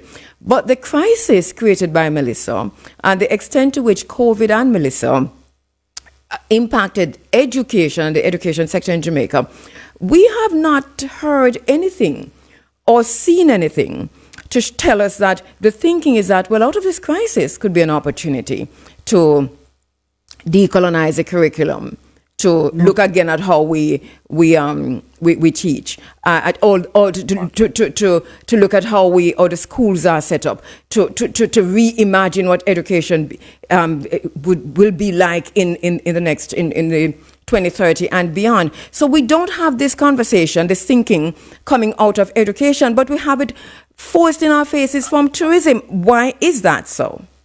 Is the question. I think that is the indicator of internalized racism.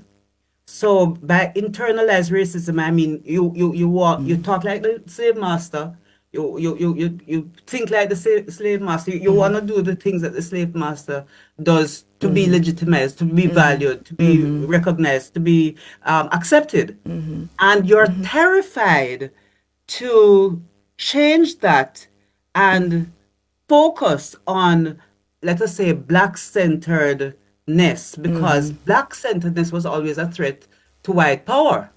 And that internalization of racism is very evident in the fact that we cannot seem to dislodge ourselves from having the monarchy of Britain rule us, in the fact that we wouldn't even introduce on the university campus, for example, a course that acknowledges that the three campuses of the university are old slave plantations, and that means symbolically and materially that you are in the heart of the colonial mindset, and not willing to change that. And you have to even just remember what happened to Walter Rodney on the university campus. Anybody who really is an advocate, an architect, or an articulator of Black consciousness is a threat to the status quo. So you won't get a free pass to do that educational transformation.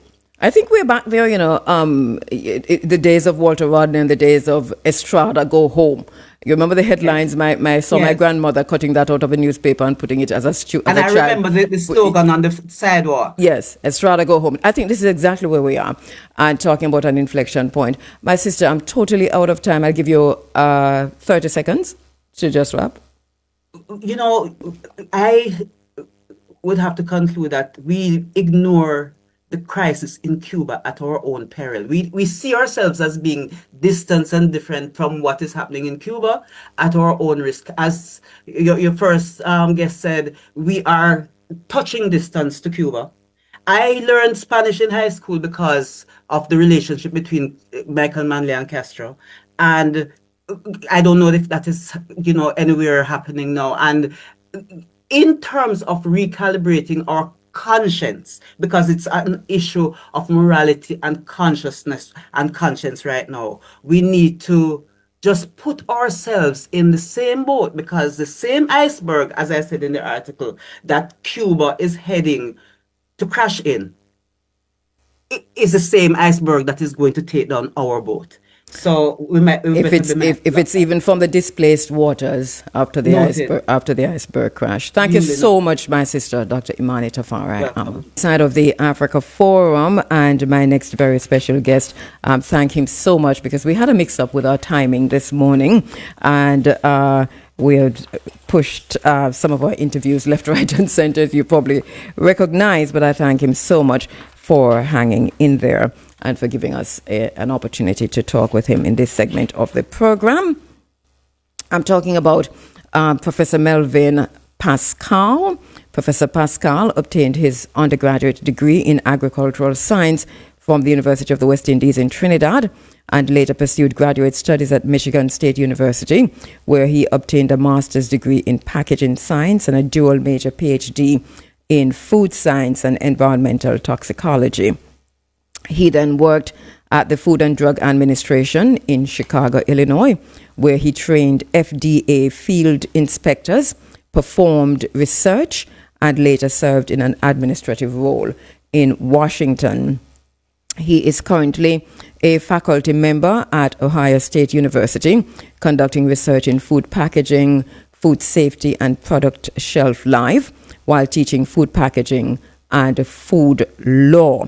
Professor Pascal is also a fellow of the Institute of Food Technologies and recipient of the 2022 International Food Award.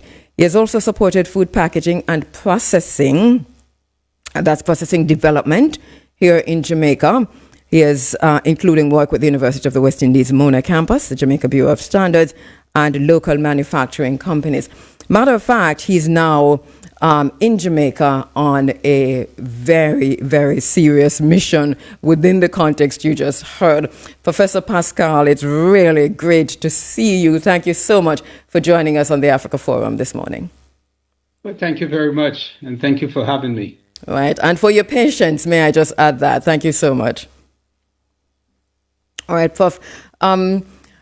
I know you've been listening and hearing, and as a Caribbean man yourself, I just wanted your quick take on what's happening in the region right now, Cuba in particular. Just your quick perspective on how you see this. Well, in the Caribbean, my philosophy is if we are self-sufficient in what we have, the resources we have, then we are better able to chart our own destiny. There are resources, and for example, and I guess we will come to that a little bit later when we talk about why I'm here in Jamaica, and it is to promote one of our own products, or one of the things that we have in our own environment, where we can create the things that we need for sustenance.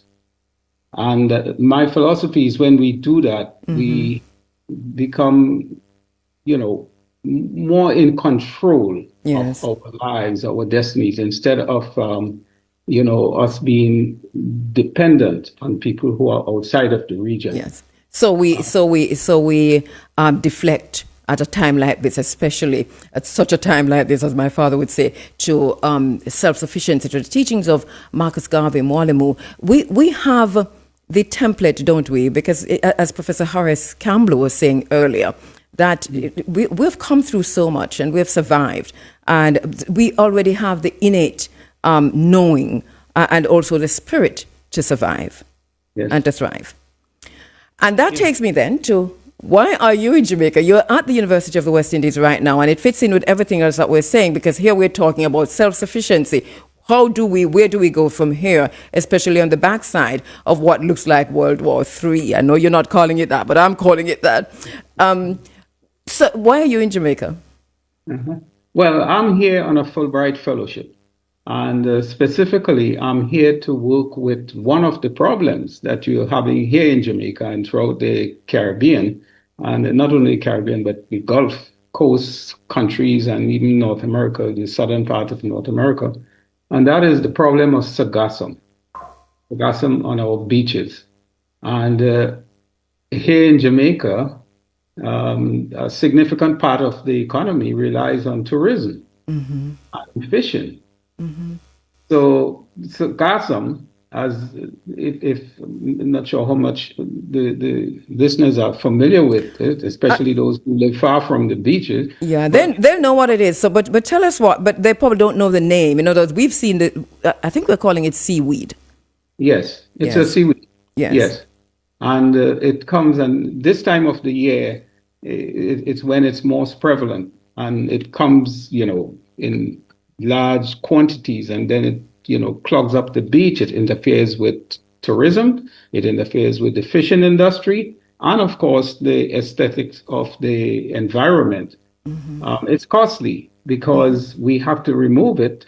The hotels, and removing it is costly. And apart from that, once it's removed, once the seaweed is removed from the sea, then it dies. And when it does, it stinks Yes. because it produces hydrogen sulfide, which is a very stink-smelling gas. And, so you have to handle and manage the sargassum, and it's a problem. How bad is it in terms of the damage that it's doing to the coastline? I mean, I took a drive, my daughter and myself, we've been looking at it over time, from Anotta Bay all the way through to Robbins Bay, from Port Maria, and all along the coastline. I was actually frightened, just thinking about what damage this could possibly do. But is this dangerous? Well, one of the problems with sargassum is it picks up chemicals from the sea. And it picks up what we call toxic heavy metals. For example, arsenic is one, cadmium is another, lead, and some other minerals not as toxic as arsenic, cadmium, and lead, but still it does pick it up from the sea. And although people have found uses for it, for example, fertilizer, they can use it because as it picks up the compounds from the sea, it's rich to the plants. However, the problem is that the plants can then pick up some of these heavy metals, like the arsenic and cadmium and lead in particular. And if we use it to fertilize vegetables, then studies have shown that when you test the vegetables, you do get some of these heavy metals in the vegetables. Really? Again, this is something that one has to be very conscious of. Because people are putting this in their gardens. I remember somebody carry a whole heap to me to say, no man, it's this good for the plants. But you're saying not really. Well, for vegetables, for example. Not for vegetables, right. But if we use it for ornamental plants that we don't consume, yes, there is that benefit. Of course, it's going to cause your garden to get a... Oh, yes. Yes, excuse me with it.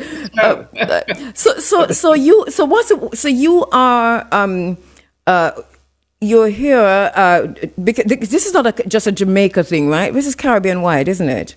Yes, this is Caribbean wide, and also the Gulf states. So countries like Mexico, Costa Rica, those countries that Belize, they're going to get the same problem. Even Florida also has the problem. And also some of the northern countries in South America, Brazil, for example, they do have the problem. Why are we seeing so much of it now? I don't remember seeing this. I grew up, by the seaside, literally. Well, not by, but we have a pass the sea almost every week. I don't remember seeing this at all. I know there's a book called White Sargassum Sea, and everybody was wondering what that was. But we've never seen it, really. So what has changed? Well, and this is the belief that global warming is responsible for this upsurge in the amount of sargassum we are seeing. Sargassum really comes from what we call the Sargassum Sea out in the Atlantic Ocean. And the belief is, and there are studies that have shown it, that the runoff, for example, from agriculture, fertilizers and pollution from processing plants. Some of these things are responsible. And of course, the global warming means that the ocean, the temperature of the ocean, is more conducive for the proliferation of the growth of the seaweed. So these combined things come together, and now we are seeing this explosion in the growth of the Sargassum. And you're right, because I remember as a kid, you used to see a little bit of seaweed, but nothing compared to what we are seeing now. No. All right, Puff, let me take a quick break and when we come back. And he's in Jamaica on some serious business. You would have noticed, I'm sure, just going across Jamaica, the coastline, the entire coastline. And you try to go to the beach and it is a problem. Where the hotels are, it's not so bad because they do the cleaning up. But if you just go and drive off road and catch a little beach somewhere, no, it's kind of tough. And we're talking about Sargassum. All right, Puff, so tell us about your work. What are you doing in terms of Sargassum? Because you also said self-sufficiency related to the work I'm doing with Sargassum. How does that work? Yeah, and for example, when I talked about self-sufficiency, I'm specifically talking about how can we use what we have to meet our needs. Now, one of what I am doing and my focus is to use Sargassum to make plastic. Because and specifically for food packaging applications. Yes. Because we package our foods. We use packaging to transport our foods. We go to the grocery store, for example. We have to use a bag to put our food in, the food we purchase in the bag so we can take it to wherever we want to go. How can we use it?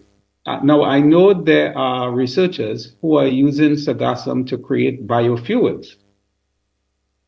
So again, you can see we can use the Sargassum to provide the energy that we need. Yes.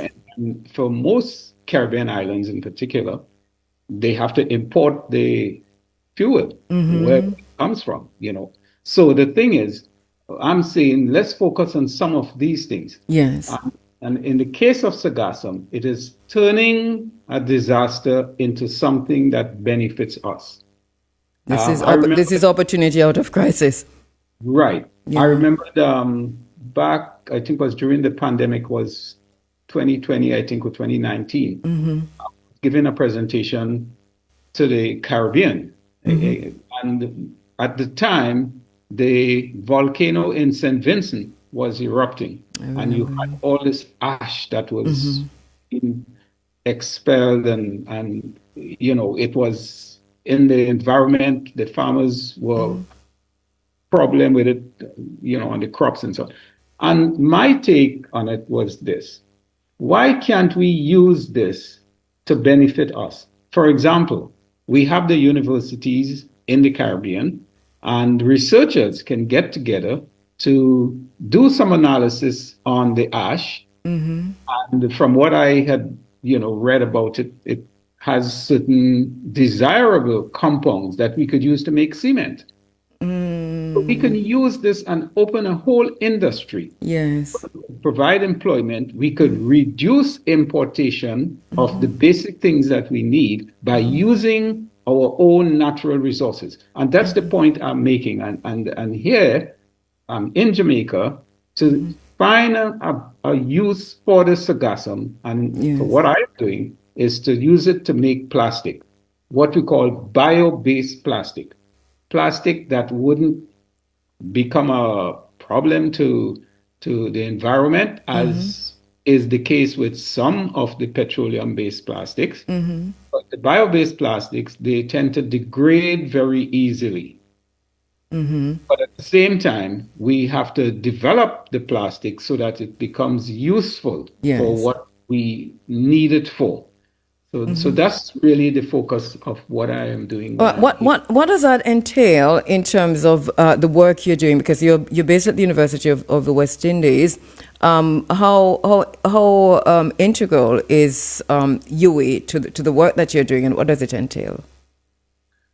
Well, my background is in material science, and I've studied quite extensively plastic in particular. So most of the research that I have been doing at Ohio State University is with plastics, both petroleum and with bio-based plastics. So coming here and working with the University of the West Indies, this is not my first assignment. As a matter of fact, I started working with the University of the West Indies back in about 2010, around there. And I've worked with them to help to implement a master's program that focuses on food processing. And, every year I come and I teach the food packaging course. Yes. And I will do it again this year while I'm here. So this is a long-term relationship that I have with the University of the West Indies as it relates to food production and food processing and packaging in Jamaica. In terms of the Sargassum itself, are you across Jamaica or you're focused in a particular area? Currently, the Sargassum that I have currently in the lab that we are working with, we got it from the Hillshire area. But pretty much, this is the first set of testing we are doing. I want to believe that maybe down the road we would look to see if the Sargassum that comes from a different part of the country might be slightly different in terms of the behavior of the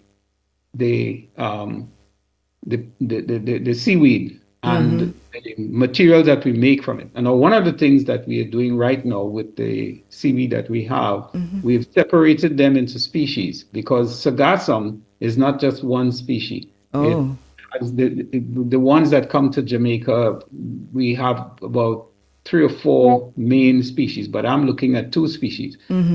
What I'm looking at is one species a better choice to make plastic as compared to another species? Would the yield be higher? Because I'm not just making a prototype of the plastic, which I have already, because since I've been here since October. Yes. We've already made a prototype. So we have the plastic. We know that it could be done. Oh. But what I am focusing on and what I would like to see is that it could become commercialized. Because then my take is, what's the point of doing research and the research winds up on the shelf? There must be this, okay, so let's look at the percentage yield. How much sargassum do we need to produce plastic? How can we improve that yield? Which is the best option? Which is the best species? These are the kinds of things that I hope to look at least even at this initial stage of the research I'm doing. And in terms of what you found already, and especially how much do you need, do you have an idea? Are you able to say or guesstimate? I know it's serious scientific research, but what are you seeing? Well, right now we are still in the early stages. So since I came, what I've done is we took sargassum, just go to the beach, collect it, and then use it. First of all, we wanted to see is, could we make the film? And we've done that. Yes. The next step that we are looking at is, in the process of making the film, can we also remove the heavy metals? Because if we make the plastic and the plastic has the heavy metals in it, then that limits the application. Because since this is a bio-based plastic, one of the things that I'm looking at is, can we use it for edible packaging? And that's plastics that we can eat. Now, I know. I have to take a break and come back to that one. Let me do a quick break and come back. Professor Melvin Pascal is in the house with us. We're talking about sargassum and the possible uses of what appears to be a toxic thing because it smelled bad and it looked like it damaging the coastline. And we are scratching our heads as to how in heaven's name do we deal with this? Well, here comes Professor Pascal. Plastic, biofuel, that's a question that's also on the table, even though this is not what you're working on right now, Professor Pascal. But plastic and even edible plastic from Sargassum? Yes, certainly edible plastic. Well, with packaging, with food packaging, there is a psychology, a deep psychology associated with packaging and food packaging. Yes. And it works well when we are not conscious of it. And the packaging industry is well aware of this. When you buy a product, you don't buy the product because you want the package. You buy the product because you want the food. True. But in most cases, not all cases, but in most cases, the package costs more money than the food that you want. That's true. And when you are finished, after you consume the food, what do you do with the package? Right. You throw it away. Yes. You're throwing away something of more value than what you consume. But we are not conscious of it. We don't think that way. Right. Well, it's designed like that. And the package is designed to draw you to the food. Yes. The colors, the shape of the package, the size of the package. These things do have, an impact on our decision-making ability. Yeah. Because you go to the grocery store and you walk down the aisle, and you may see several products of the same type, but from different manufacturers. And the packaging that is used to package the product has a significant impact on drawing you to which brand you are going to buy. Yes. Many times we are not conscious of it. Yes, it does matter. Mm-hmm. Graphics, the color, these things do matter. So the issue of edible packaging, it sounds gross that, what, am I eating plastic? Well, this is what I was going to come to, because if it is plastic, then how do you, at what point, where do you draw the line? Because plastic would be harmful to the body, isn't it? I mean, to ingest. So how can you say edible plastic? Isn't that in itself a misnomer? Well, not all plastics are toxic. For example, let me show you a plastic that many people consume, and maybe you may have consumed it this morning. What about a capsule? What? A capsule. Oh, a capsule. Medication, or with pharmaceuticals, or with supplements. Yes. Morning, I had cod liver oil capsules. Right, and I had D3. I had D3. That's a plastic. I had my D3. Yes. And with magnesium. One example. Right. But you see, this is what I'm saying. We don't think about these things this way. You see, look at a can, a food can. You know how much technology is involved in a food can? But we don't think about it. We simply just buy it, open the thing, and drink the stuff, and when we throw it out, and we go on our way. We don't want you to focus on the technology involved. That's why we charge you so much money for the package. So you buy a bottle of water or soda, for example, and you pay, how much? Here in Jamaica, you might pay about $150 for a soft drink. Well, I'm ashamed I don't know. Well, okay, let's assume it's that price. Yeah. The actual drink itself, which is what you are interested in, may cost about $25. And you are spending $125 for the package, which is the bottle or the can, plus the label, plus the cap. All of these things are part of the package. Yes. And it costs money, so that manufacturers have to take these prices and factor these things into the cost of the product, which is what you pay as consumers. Yeah. Without giving away too much, what would edible plastic, how would that work in packaging? Because you talk about capsules. I mean, these are small things that you just swallow. You're not chewing. Yeah. Well, for example, let me show you an application of edible packaging that, again, you may not be conscious of. Take a Jamaica patty. On the inside, you have the filling, which is wet, moist. It has a high moisture content. Yes. And the crust is dry. Right. don't want the moist filling to cause the crust to become soggy, because then the patty is going to lose that crispy texture that it has that you like and that you're accustomed with. Well, you can use an edible package to prevent excessive moisture from the filling getting to the crust. Since it's edible, you don't have to put it on the label. You don't have to tell consumers that that is what you've done. But your patty is going to be of a higher quality to the guy down the street who is making and selling patty and not doing what you're doing. You see, Yes. that's just another Yes. example. Yes. And in many cases, these things do happen and we just don't know. And, you know, if you look at food regulations, let's say it's something that's packaged and it has to be sold, then the food regulations say that you have to put it on the label, the ingredients. Well, since the plastic is biodegradable and it's made, let's say, from starch, then you don't have to put that on the label specifically because it's like starch, which is again part of the ingredient of the product itself. So you can hide a lot of this information from the public legally, and you don't have to give away your trade secrets because it could be used as trade secret. And you said legally. What are the ethical considerations, if any? Well, if it's food.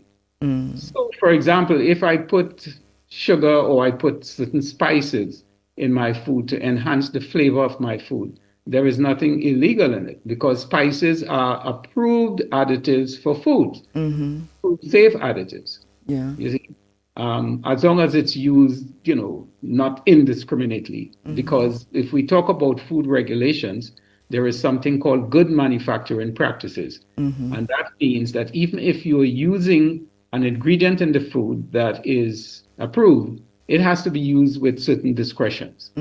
So nothing is wrong with my using a known ingredient in the food, but I have simply changed the nature of the ingredient. I use it to make up a film, and I use it in the food. Because in making films for edible packaging, you can use, I have used milk to make films. I've used cassava, mushrooms. I've even used cactus, which is from the aloe vera variety. These are something. I've used citrus, orange, apples. So you can And you can do all of this without doing genetically engineered stuff. Right, yes. Because the ingredients that we use to make plastics are what we can use carbohydrates. And take cassava, for example, because I have made films from cassava. The starch in cassava, you can use that to make films. And it's food. Corn, for example, is used quite widely. And of all the edible films, making films from corn has been the most successful in making a plastic called polylactic acid. It behaves very much like the petroleum-based plastics. And I have been to the grocery store here in Jamaica and seen polylactic acid films being used in food packaging. And that's come from corn, or it could be made from sugarcane. Yes. So we have enough around us that grow naturally to do so much more than what we're doing. What we need is a bit of innovation. Yes. Why do you think that is so lacking? Well, you know, we have to put money into it. Because if we want to do research with our natural products, and right now, for example, there is a student that I know at the University of the West Indies, and I'm on his committee, and he's using, I think you call it guinea in Jamaica. Yeah. Chinet.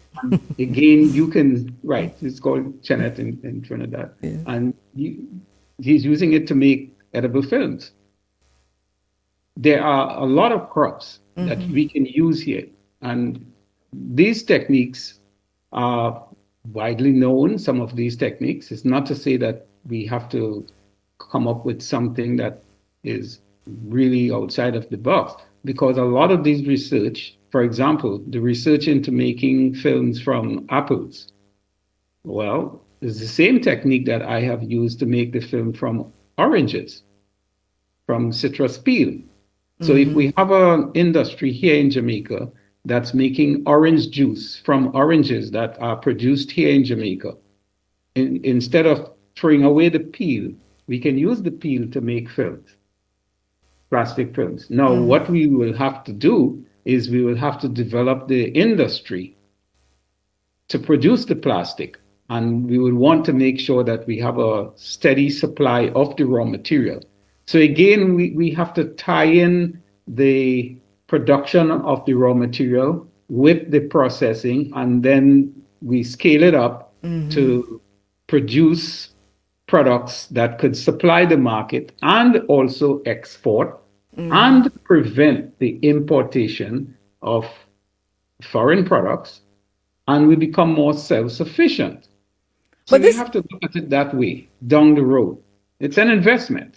Of course, we have so much waste, and you and I talked before, and I told you that one of the things I noticed in St. Elizabeth, for example, that they have a lot of black mangoes, and when it's mango season, you're driving over mango like asphalt, and in other places of Jamaica, it is apple. So in food season, our foods go to waste. You're saying there is so much more that you can do with the foods going to waste, but it needs investment. Yes. It needs human investment, and it also needs capital investment. If we want to produce and become self-sufficient, there is no way we can get away from it.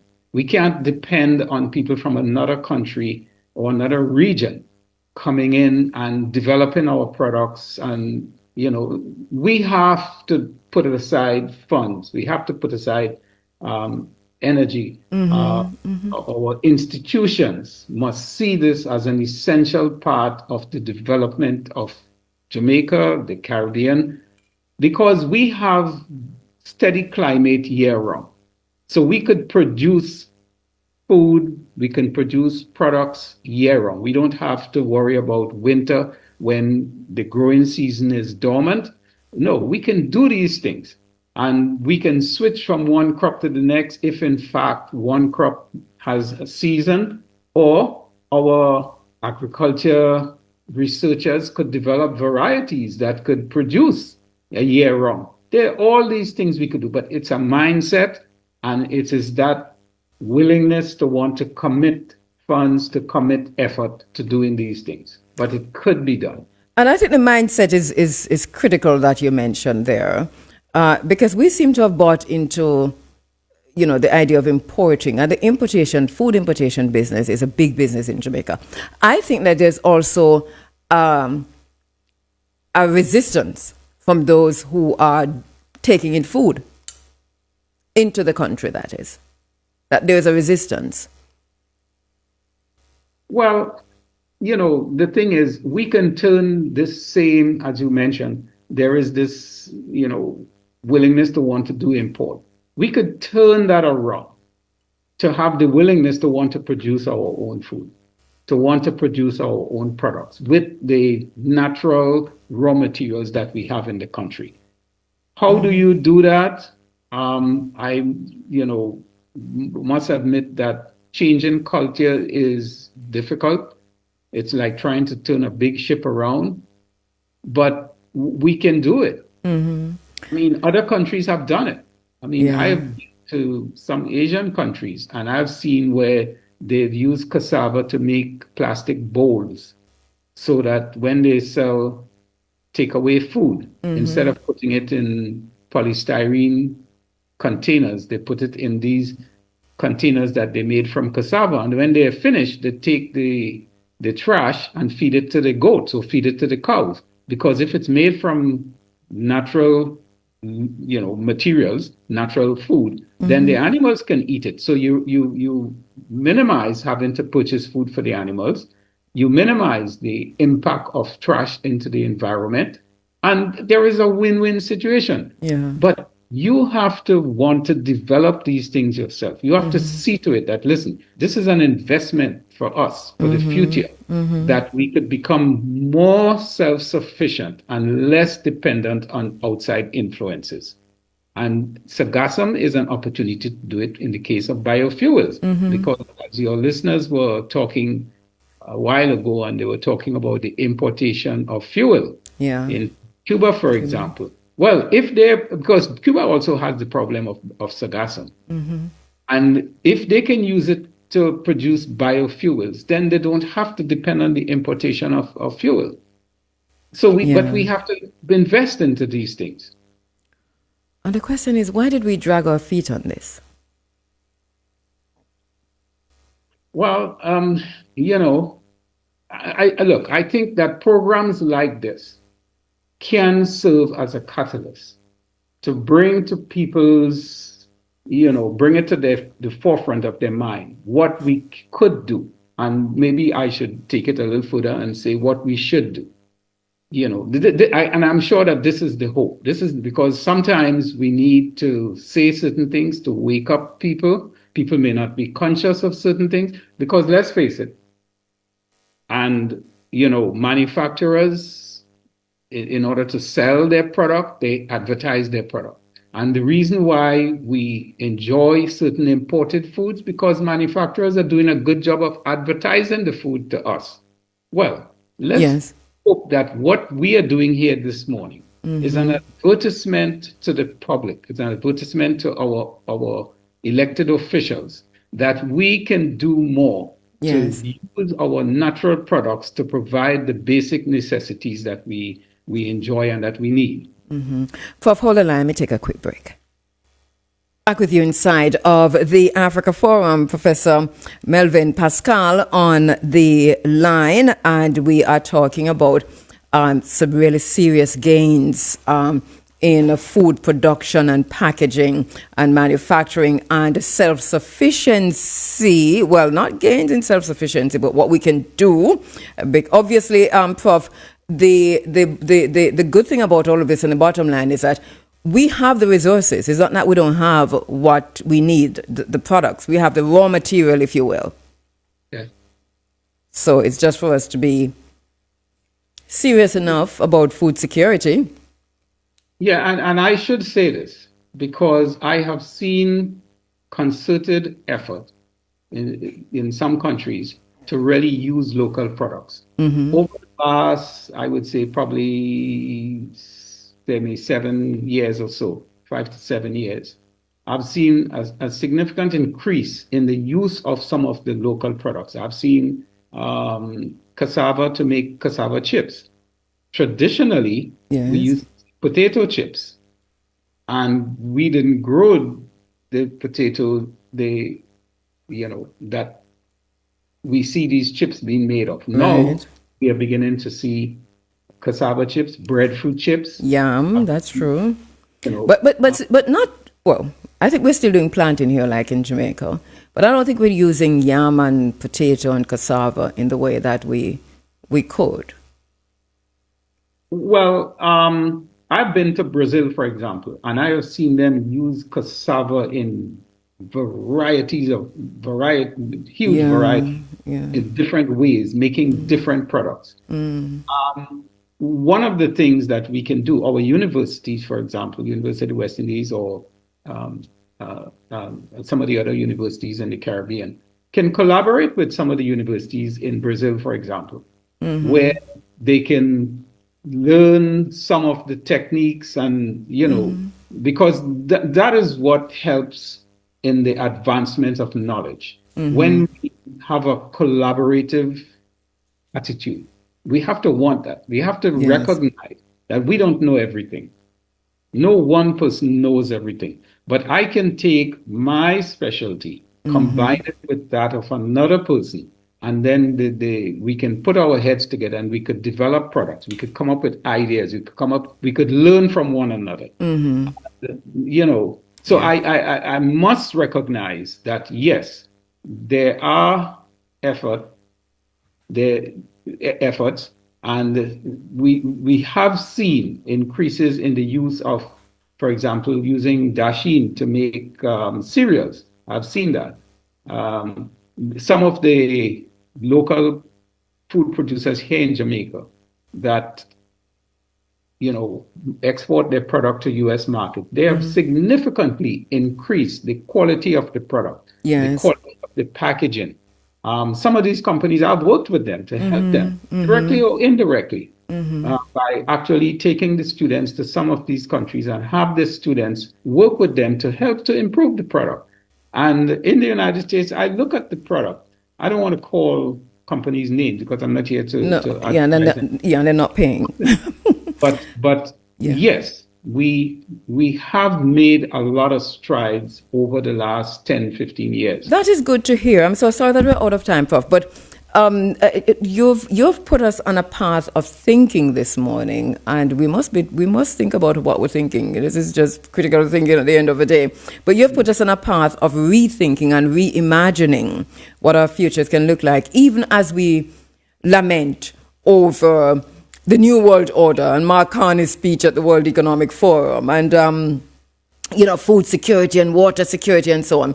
You've given us some practical ideas as to where we can go. I want to continue our conversation. So this is the first in our series because there's just so much knowing that you've got. And I know that our audience would like to hear much more from you. So if you're willing to, and I know you are, we invite you back. We'll talk with you on that to come in and share with us more of your knowledge in this particular field of, and I'm saying food safety, security, packaging, you name it, and sargassum.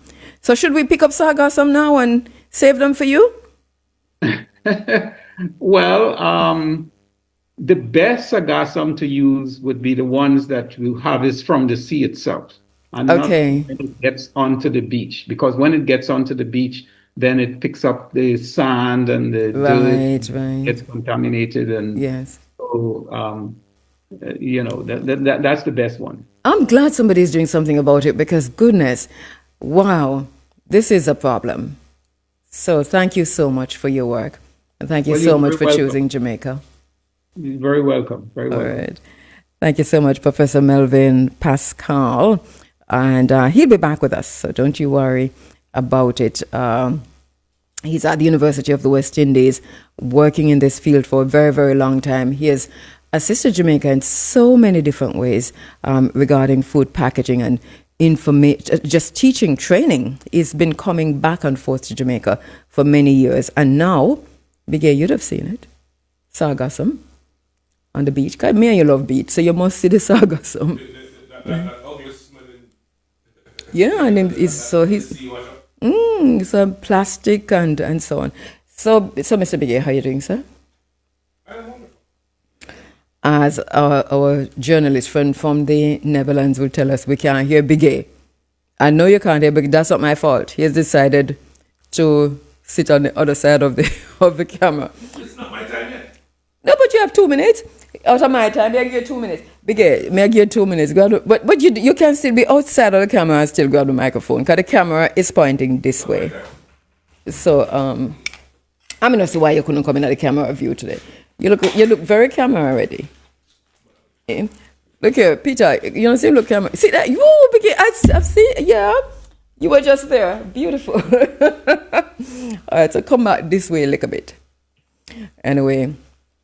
Well, so a lot has been happening over the last few weeks, and the last few days actually. A lot have been happening locally, internationally, and otherwise. You're keeping on top of it? I have been out of touch for the last couple of days. I had the flu. Oh, so I was taking time to recuperate. A lot of things has passed me. Yeah, but I know you worked very hard or diligently, if you will, on the memorial service, a funeral service for Bob?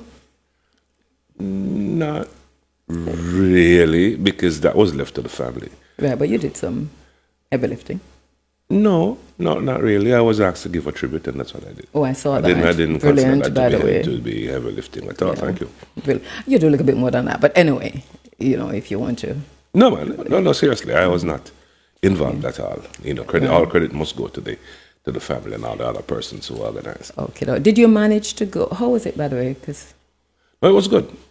It was good. did you manage to go to any other? Because No, actually, what happened is that the time factor threw me off. I thought it was 11 o'clock, and I was getting ready to go for an 11 o'clock funeral, and then I heard it was 9:30.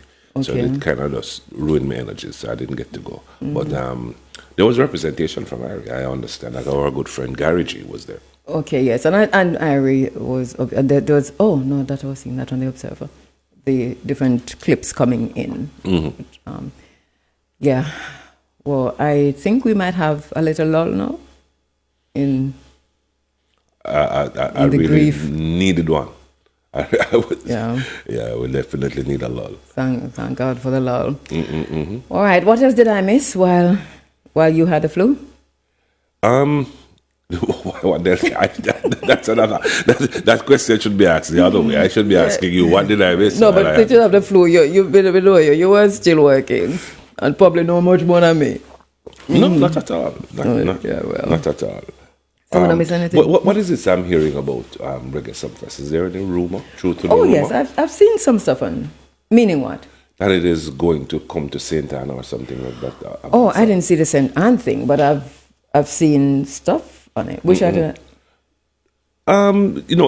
It's not official, so I won't go ahead and.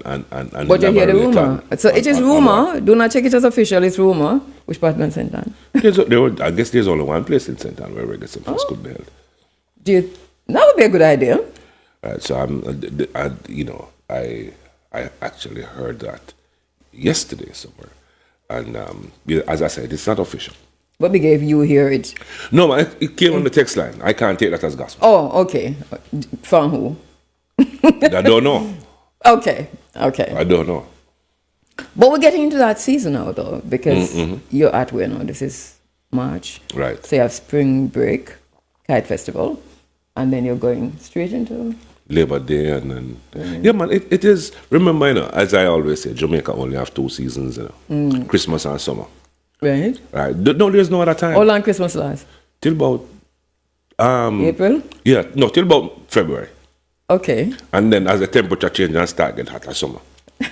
Okay. So we're not summer, you know. Yeah, man, we're not summer. Full summer. All right. So no, that's a good idea because me could have go. Yeah? They're too far.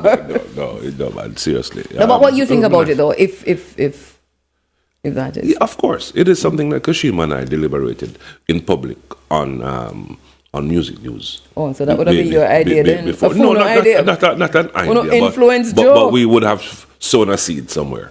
Want to influence Right. Mr. Bogdanovich? Right. I don't know if it was our influence really, But as I said, let it become So- official first, and then Alright. we can go So into. forget that. So man. what's the thinking behind it with you and Kashima? What would be the pros for that conversation? I can't never hear that conversation. Oh yeah. There were several considerations, including the fact that it is central in the logistically. Okay. Right. So it wouldn't take that effort from Kingston to Montego Bay. Your journey would be cut in half, which would mean that you wouldn't have to necessarily find a hotel accommodation in Montego Bay. It is 40 minutes up the road, Right. kind of a thing. So it would take less pressure off accommodation. It would mean less expense for patrons, right? We are all looking a good deal, and then you could concentrate these available rooms for the visitors, because every year there is a crisis in Montego Bay for accommodation, right? So it would ease that kind of burden. Not to mention the fact that pound for pound, this is the probably the best venue in Jamaica for an event like that. I would agree. You can probably not only accommodate but park. Yes, I agree. I agree. The entire 30,000 people. How it would or whatever. affect traffic would be a whole other story.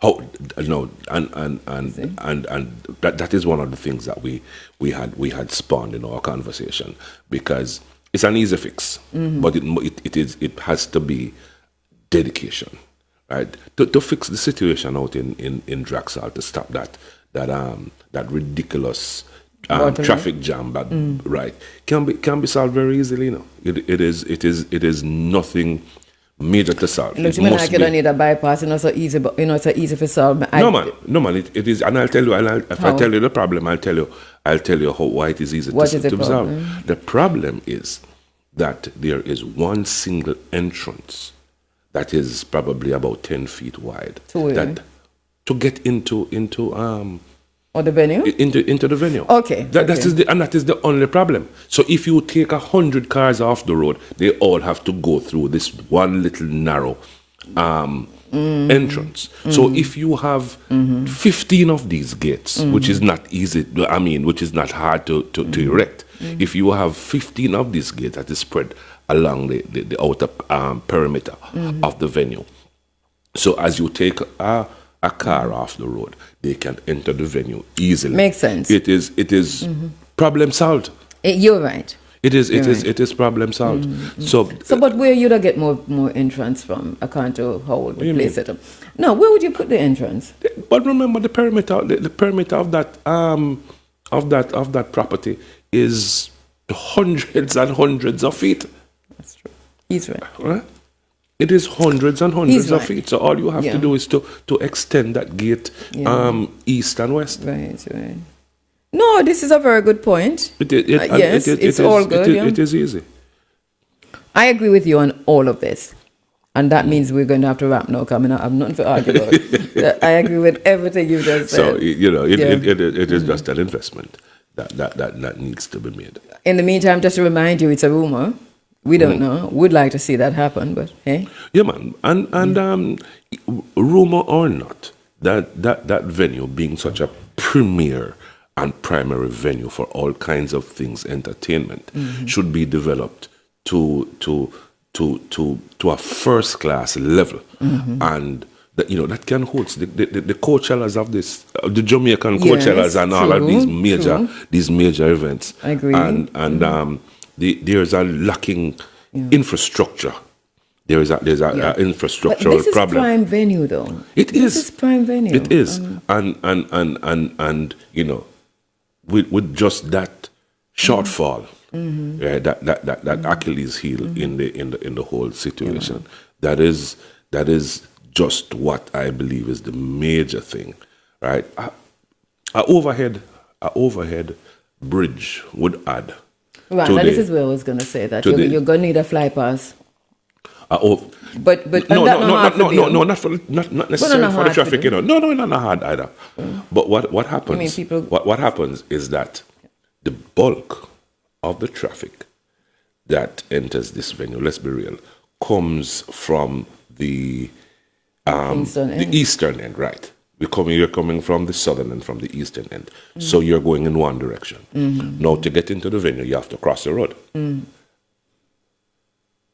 It is on the right. The venue is on the right. And you're coming down the left. You have to driving. Right. So you have to, right. So that in itself will cause some minor impediment to the traffic that's coming in the other direction. So if we have our overhead where you're coming down on the left, then you can simply take a rider and ride the banking and then cross overhead and then go down into the venue. It will also ease the traffic that is coming from the other side. So you don't actually have to cross the road at the road level. You're crossing the road overhead. Yeah, and I think that venue can make enough for investing and stuff.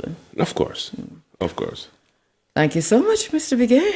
It's way beyond your time, as you can see. Thank you so much for listening. Thank you so much for joining. Thank you, Peter. Thank you, Nia. Thank you, Andrina. Who else will leave? And to all my very special guests this morning, thank you so much. We'll see you next week inside. Thank you for watching and thank you for listening. Let me just say hi to Bigay. Come here, Sir Bigay. Hi, Cabo. All right, this is how we say goodbye. See you next week. What do you want me to do? Okay, I play a little bit of instrumental and take you into the Sunday